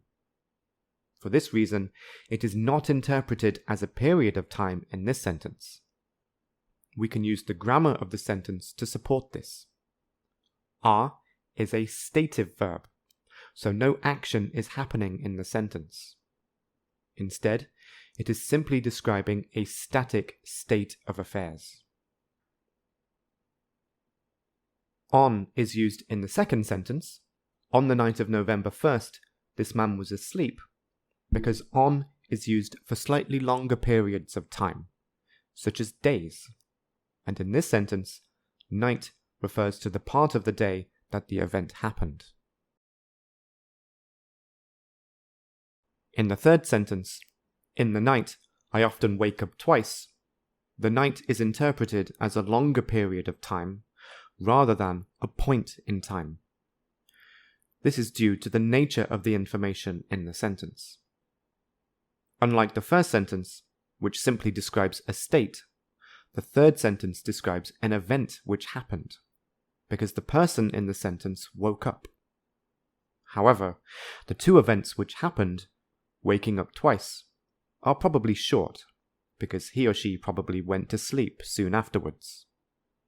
Because of this, in is the most appropriate preposition. There is therefore a 4th preposition which can show even longer periods of time, and this is the case for the 4th sentence.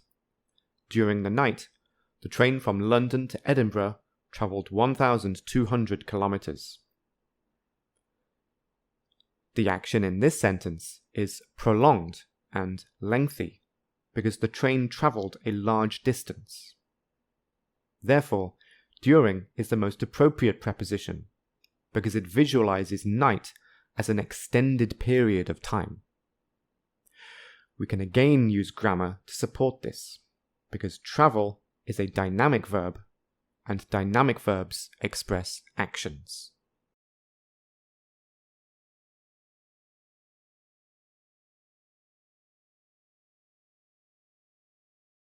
To conclude this section, we have one final situation to discuss.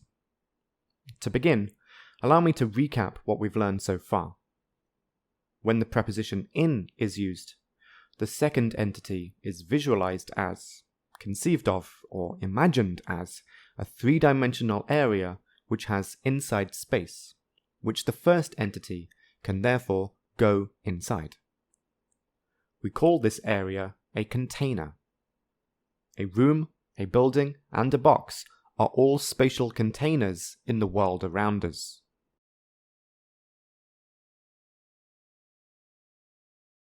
Regarding the two situations that we explored so far, we learn that, for locations in space, the second entity, which is always physical, can be a container for the first entity, which is also always physical. This is apparent in the sentence, "The money is in the bag." The second entity, the bag, is the container for the first entity, the money, because the money is located inside the bag. Both of these are physical entities, because they are real objects that can be touched.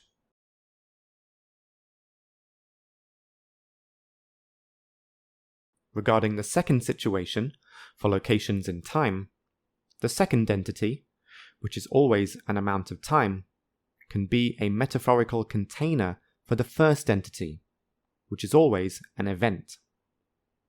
For example, in the sentence, "He eats breakfast in the morning," the second entity, the morning, is a container for the first entity, the event of him eating breakfast, because the event happens in the morning. Therefore, using in makes the second entity become a container, whether physical or temporal, and we put the first entity inside this container, whether an object or an event. The third situation that prepositions describe is regarding abstract concepts, which can also be containers for metaphorical locations.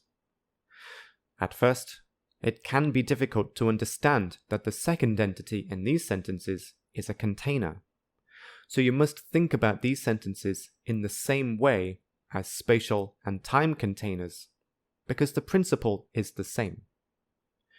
Here are some examples. Tell us in your own words. You should put your feelings into words. They're in love. He's in a bad mood. Be careful, or you'll get into trouble. At last, we were out of danger. They survived through many difficulties. Pause the video and have a think of more examples like this.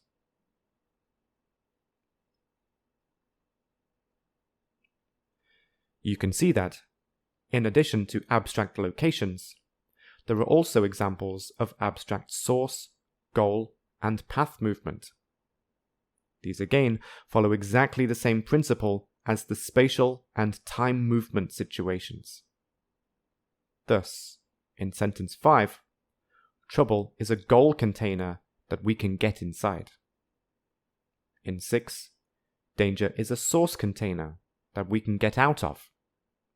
And in sentence 7, the difficulties are several containers which must all be entered and exited.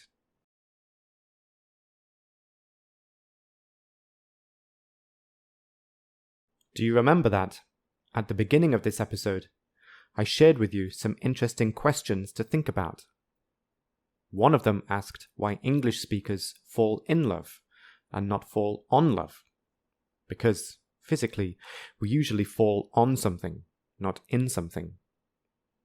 The answer is because emotions and feelings are always visualized as metaphorical three-dimensional containers, not two-dimensional surfaces. In the final section of this episode, we will discuss the various meanings of particles. Thankfully, this final section is far less complicated than the previous section.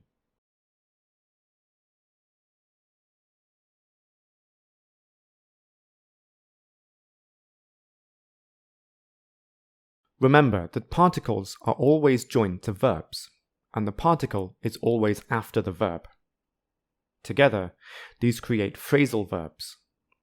English has both literal and idiomatic phrasal verbs. Literal ones include come in, which means enter, pick up, which is lift, take away, which is remove, take off, which can also mean remove.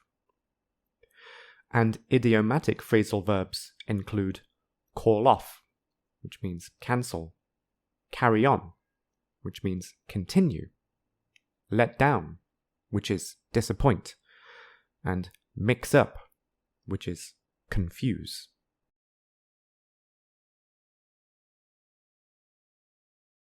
Many phrasal verbs have idiomatic meanings.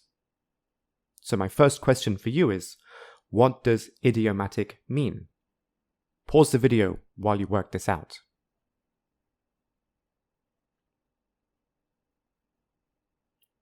In general, idiomatic refers to a group of words whose meaning as a group is different from the meanings of the individual words separately. In terms of phrasal verbs, if a phrasal verb has an idiomatic meaning, the meaning of the verb plus the particle together cannot be understood from the meaning of the individual words. It is not only phrasal verbs that are idiomatic in English. In fact, English has many idioms which have various forms. For instance, idioms can be a fixed phrase. This is the prime example of an idiom. In other words, this type of idiom is what most people think of when they think of idioms. Some classic examples include every cloud has a silver lining, kill two birds with one stone. Secondly, idioms can take the form of a verb plus an object. Think about these examples. Take a shower, give me a ring, kick the bucket. It is difficult, or even impossible, to understand the meaning of these from the individual words unless you already know the meaning. We can test whether they are idiomatic by altering their grammar and seeing whether the idiomatic meaning is maintained. If it is not, and the literal meaning of the words becomes the new meaning, then they are idioms. This is because idioms are fixed and inflexible, so their grammar cannot be altered. Let's test this with give me a ring. The grammar of this verb plus object can be altered by swapping the order of the two nouns after the verb. For a non-idiomatic verb plus object, the meaning doesn't change. For example, I bought him a cake, and I bought a cake for him. But when we change give me a ring into give a ring to me, the idiomatic meaning of use your phone to call me is lost. Therefore, this is an idiom.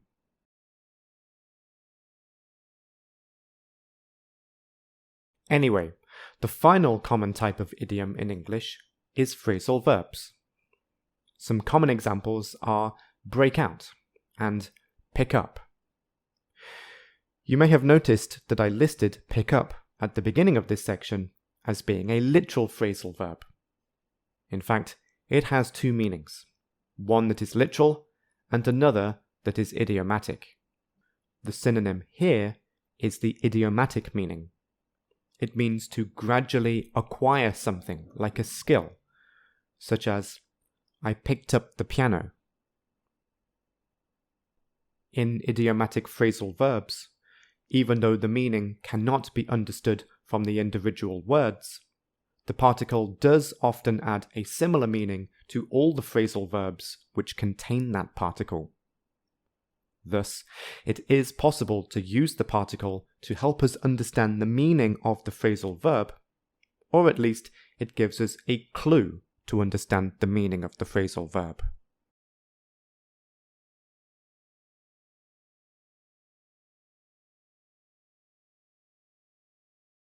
we'll start with the two particles that are used in the most phrasal verbs, up and down. Remember that the particles all add a consistent meaning to the verb to create the overall meaning of the phrasal verb. In general, the basic meaning of the words up and down is a higher and lower location. We can see this basic difference in phrasal verbs, like jump up and jump down, in prepositions, like the village is further up the mountain, and adjectives like the up escalator is broken. Regarding particles in a phrasal verb specifically, up and down mean some kind of increase or decrease. Let's look at some examples of phrasal verbs containing an increase or decrease. Firstly, here are some phrasal verbs containing up. Can you lift up the book? He told them to stand up. He'll come up to your office when he's finished. They've put up the price of bread. Fill up the bottle. Secondly, here are some phrasal verbs containing down. Can you climb down the other side of the mountain? I'll walk down the other side of the mountain. We didn't see him fall down the stairs. His temperature has gone down. All of these examples mean an increase or decrease in the level of something. This can be both literal, such as fill up, and metaphorical, such as put up, which mean to raise the physical level of the amount of liquid, or raise the metaphorical level of the price.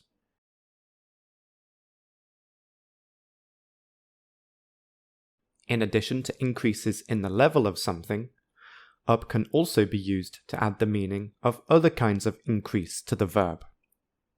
For example, up can express an increase in activity, such as business has picked up recently. The phrasal verb here means that the number of sales has increased. Next, up can express an increase in readiness, such as they're geared up for the game. This shows that their amount of readiness has increased. Next, up can express an increase in awareness, such as he woke up. This shows that his amount of awareness has increased. Next, up can express an increase in presence, such as your friend showed up this morning. This shows that the friend's amount of presence has increased because he or she was not here before, but is here now. Next, up can express an increase in the level of embarrassment, such as, the teacher showed me up in front of my parents. This shows that the speaker's amount of embarrassment has increased. Did you notice something about the last two examples? The phrasal verb is in fact the same words, but the particle's position is different. In your friend showed up this morning, the phrasal verb cannot have an object, and instead can have a prepositional phrase afterwards. So, you can only say your friend showed up to the party, not your friend showed up the party. In the teacher showed me up in front of my parents, the object must be between the verb and the particle. These grammatical differences completely change the meaning of the phrasal verb.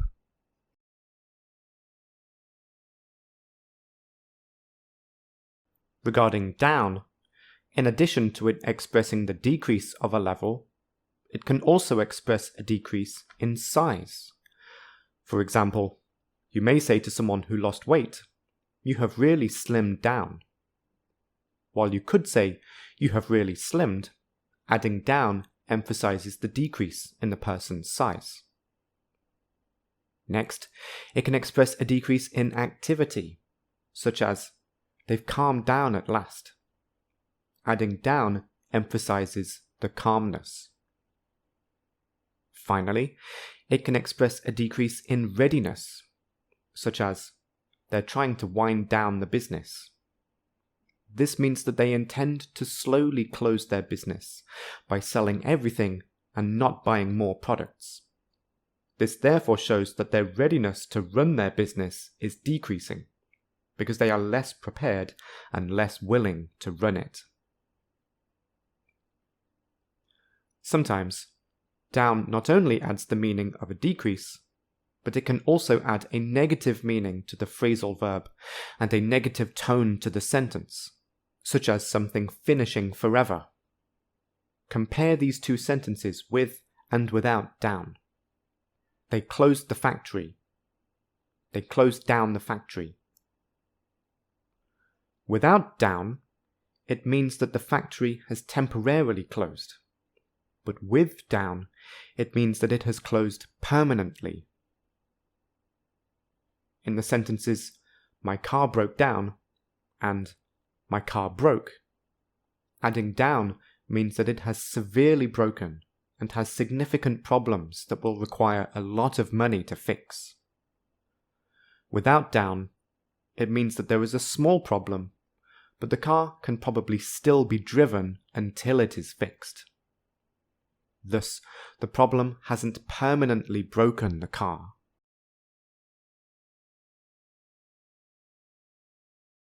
In contrast to down, which adds a negative feeling to the sentence, along with an action being finished forever, up is essentially the opposite. Thus, up adds a more positive tone to the sentence, so it adds the sense that the action in the phrasal verb is going to be completed.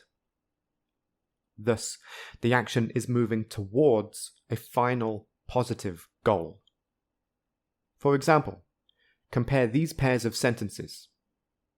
The wound has healed up versus the wound has healed. Without the particle, it means that the wound has basically healed, but there might still be scars. However, including the particle means that the wound has perfectly healed, and it looks like there was never a wound there. Secondly, in the sentences, we patched up all the holes, and we patched all the holes. Without the particle, sounds like this was only a temporary, low-quality solution to the problem. With the particle, it sounds like the opposite. The problem has been more properly fixed for a relatively longer amount of time. Perhaps it is not a permanent solution, but it is less temporary with the particle. To conclude our discussion of up and down, these two sentences really showcase the positive and negative meanings of up and down. In this case, they are adjectives. When I'm down, everything seems hopeless. But when I'm up, everything seems just fine.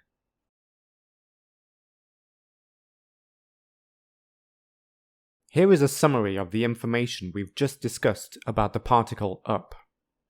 Please pause the video and read it quickly to confirm your understanding.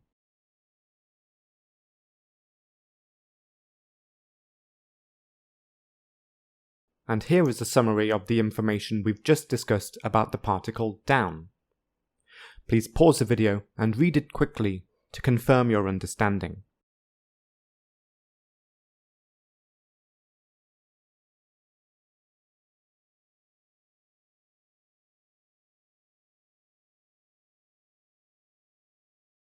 The next particle that we'll discuss is off. Different from the previous two particles, off means that something is no longer connected or joined to something else, but it was previously connected to something else. You can see this in the following sentences. He fell off the horse. She jumped off the wall. Get off that chair. I took my coat off. I sent off the parcel yesterday. In he fell off the horse, for example, he was previously sitting on, and thus connected to, the horse, but became disconnected when he fell off it. Additionally, in the sentence, I sent off the parcel yesterday, the parcel was previously connected to the speaker because he or she was holding it, and then it became disconnected when it was posted.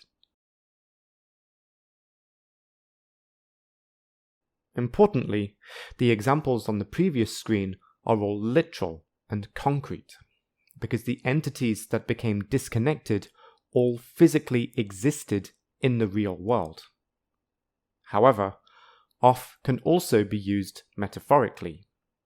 You can see this in these sentences. He paid off his debts. They broke off negotiations. Turn off that light.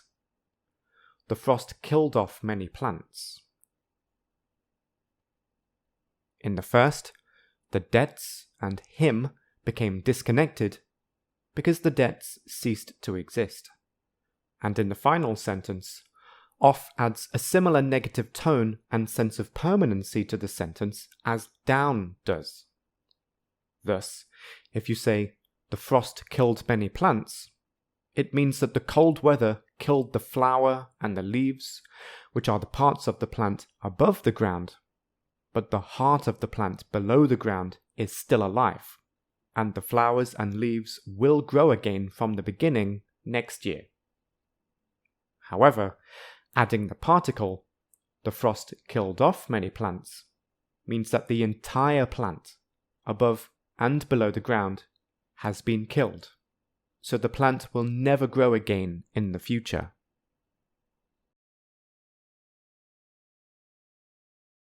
Whereas off means that something which was previously connected to something else is no longer connected to it, on is basically the opposite. The most direct, literal meaning is a physical connection between the two entities in the sentence. For example, she put some clothes on. He tried the new jacket on. They've added on an extension. In the first two sentences, for example, the clothes and the people were previously disconnected because they were not wearing them, but then they became connected. Next, the most indirect meaning is a kind of abstract, metaphorical connection between the two entities. Look at these examples. I'll call on you for some help. He caught on very quickly. The boys get on well together. The first example means that the speaker and the listener will become connected when they meet each other. In the second, the person's cognitive ability to understand information and the information that is being learned became connected when the person understood the information. And finally, the third example means that the boys' friendship has become connected.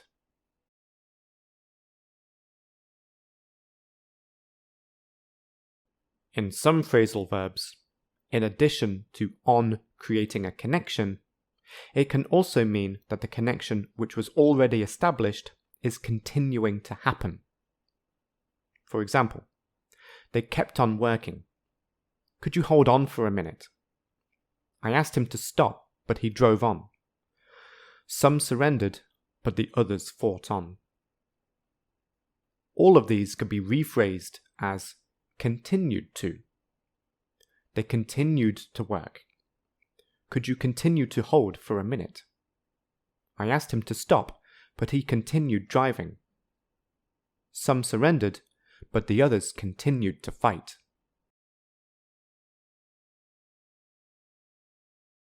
The particle out provides a sense of direction to the verb. Literally and directly, it means that something is removed from an inside location towards an outside location. You can see this in these three examples. Throw him out.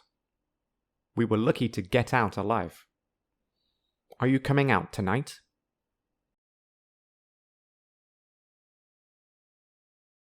As with the other particles, out also has less direct, more metaphorical meanings. In these, the feeling of removal is maintained. but not the physical movement from inside to outside. These indirect meanings include removal from being unknown, or removal from being hidden. For example, we found out the facts. The facts came out. These mean that the speakers previously didn't know the facts, so when the facts became known, they were removed from being unknown. Next, out can express removal from a group, such as, they picked out the best ones. You might say this sentence when needing to choose one item from a group of items. While it is possible to say, they picked the best ones, adding out emphasizes the removal from the group. Thirdly is removal from a container. For instance, he washed the dirt out. By container, I don't necessarily mean a box. Instead, I mean something which contains something else.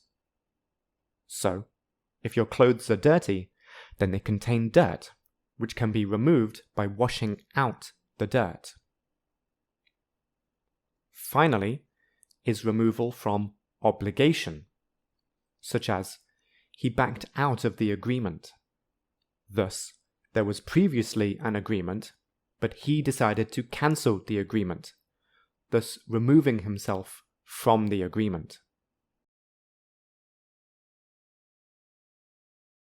Finally, the most indirect meaning of out refers to a general change of state and the beginning of a new state. For example, in we started out early in the morning, the state of not leaving has changed, and the new state is that we are now traveling. This is similar for they set out much later. Additionally, in the sentence, he suddenly broke out in a rash, the state of not having a rash changed, and the new state is that he has a rash. Out can also refer to the end of a state, in a similar way to off. For example, the fire went out. One punch knocked him out. We finally figured out the solution. Thus, in the second example, the state of being conscious ended when he was knocked unconscious. In the final example, the process of calculating the solution ended when they discovered the answer.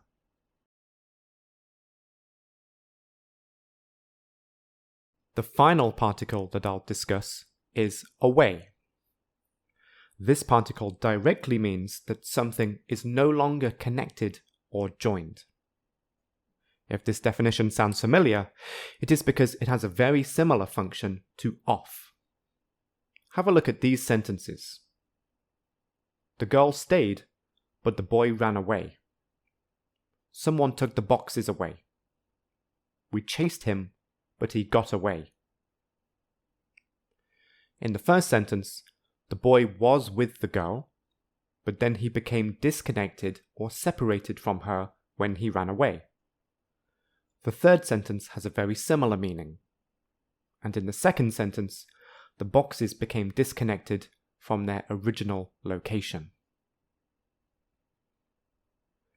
Despite what I said above about off also meaning that something is not connected or joined anymore, away and off are not always interchangeable. Thus, for some phrasal verbs, the particles can be swapped, but not for other phrasal verbs. For example, you can say, the boy ran away, and the boy ran off. But you cannot say, the boy got off, instead of the boy got away. Or, she fell away the horse, instead of she fell off the horse. There is no rule about which phrasal verbs can freely swap away and off, so you must learn the rule for each phrasal verb. This is because some phrasal verbs do not exist, like fall away, and others have a different meaning when the particle is swapped, like got off, which means to not be connected to an object very close to you, like a chair or a horse.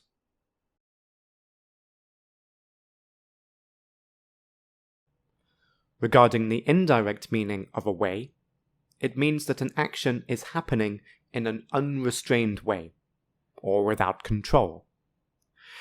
This is similar to the indirect meaning of on, which means that something is continuing to happen. For example, the baby was babbling away. He was carried away by the music.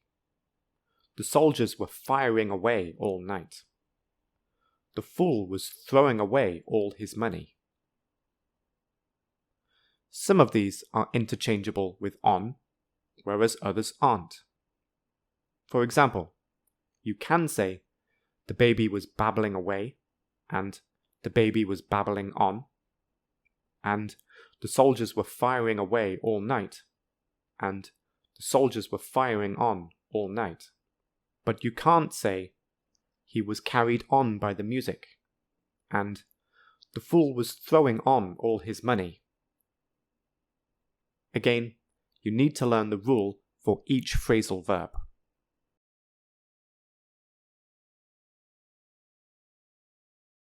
We've come to the end of this section. Before we finish, pause the video and look at this summary of what we've just learned.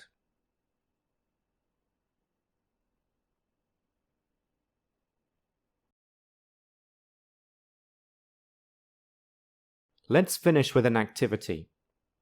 Pause the video and decide the meanings of these colloquial phrasal verbs. I'm off. See you tomorrow. He's away today. Come back tomorrow. We're on next. Get ready to go onto the stage. You're out. You can play again when we start a new game.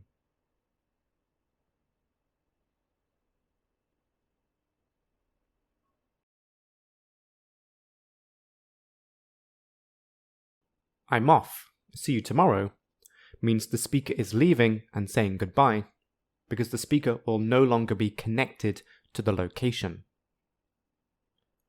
He's away today.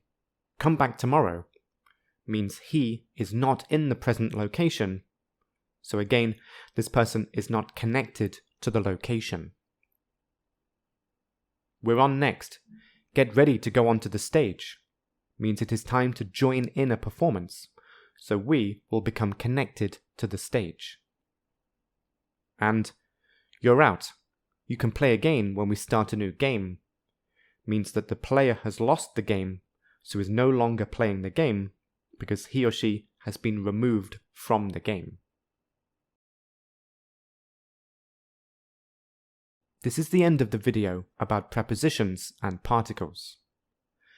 If you liked what you heard, then you can find more videos in my English grammar series, as well as other series on the topics of English and linguistics. Thank you for watching.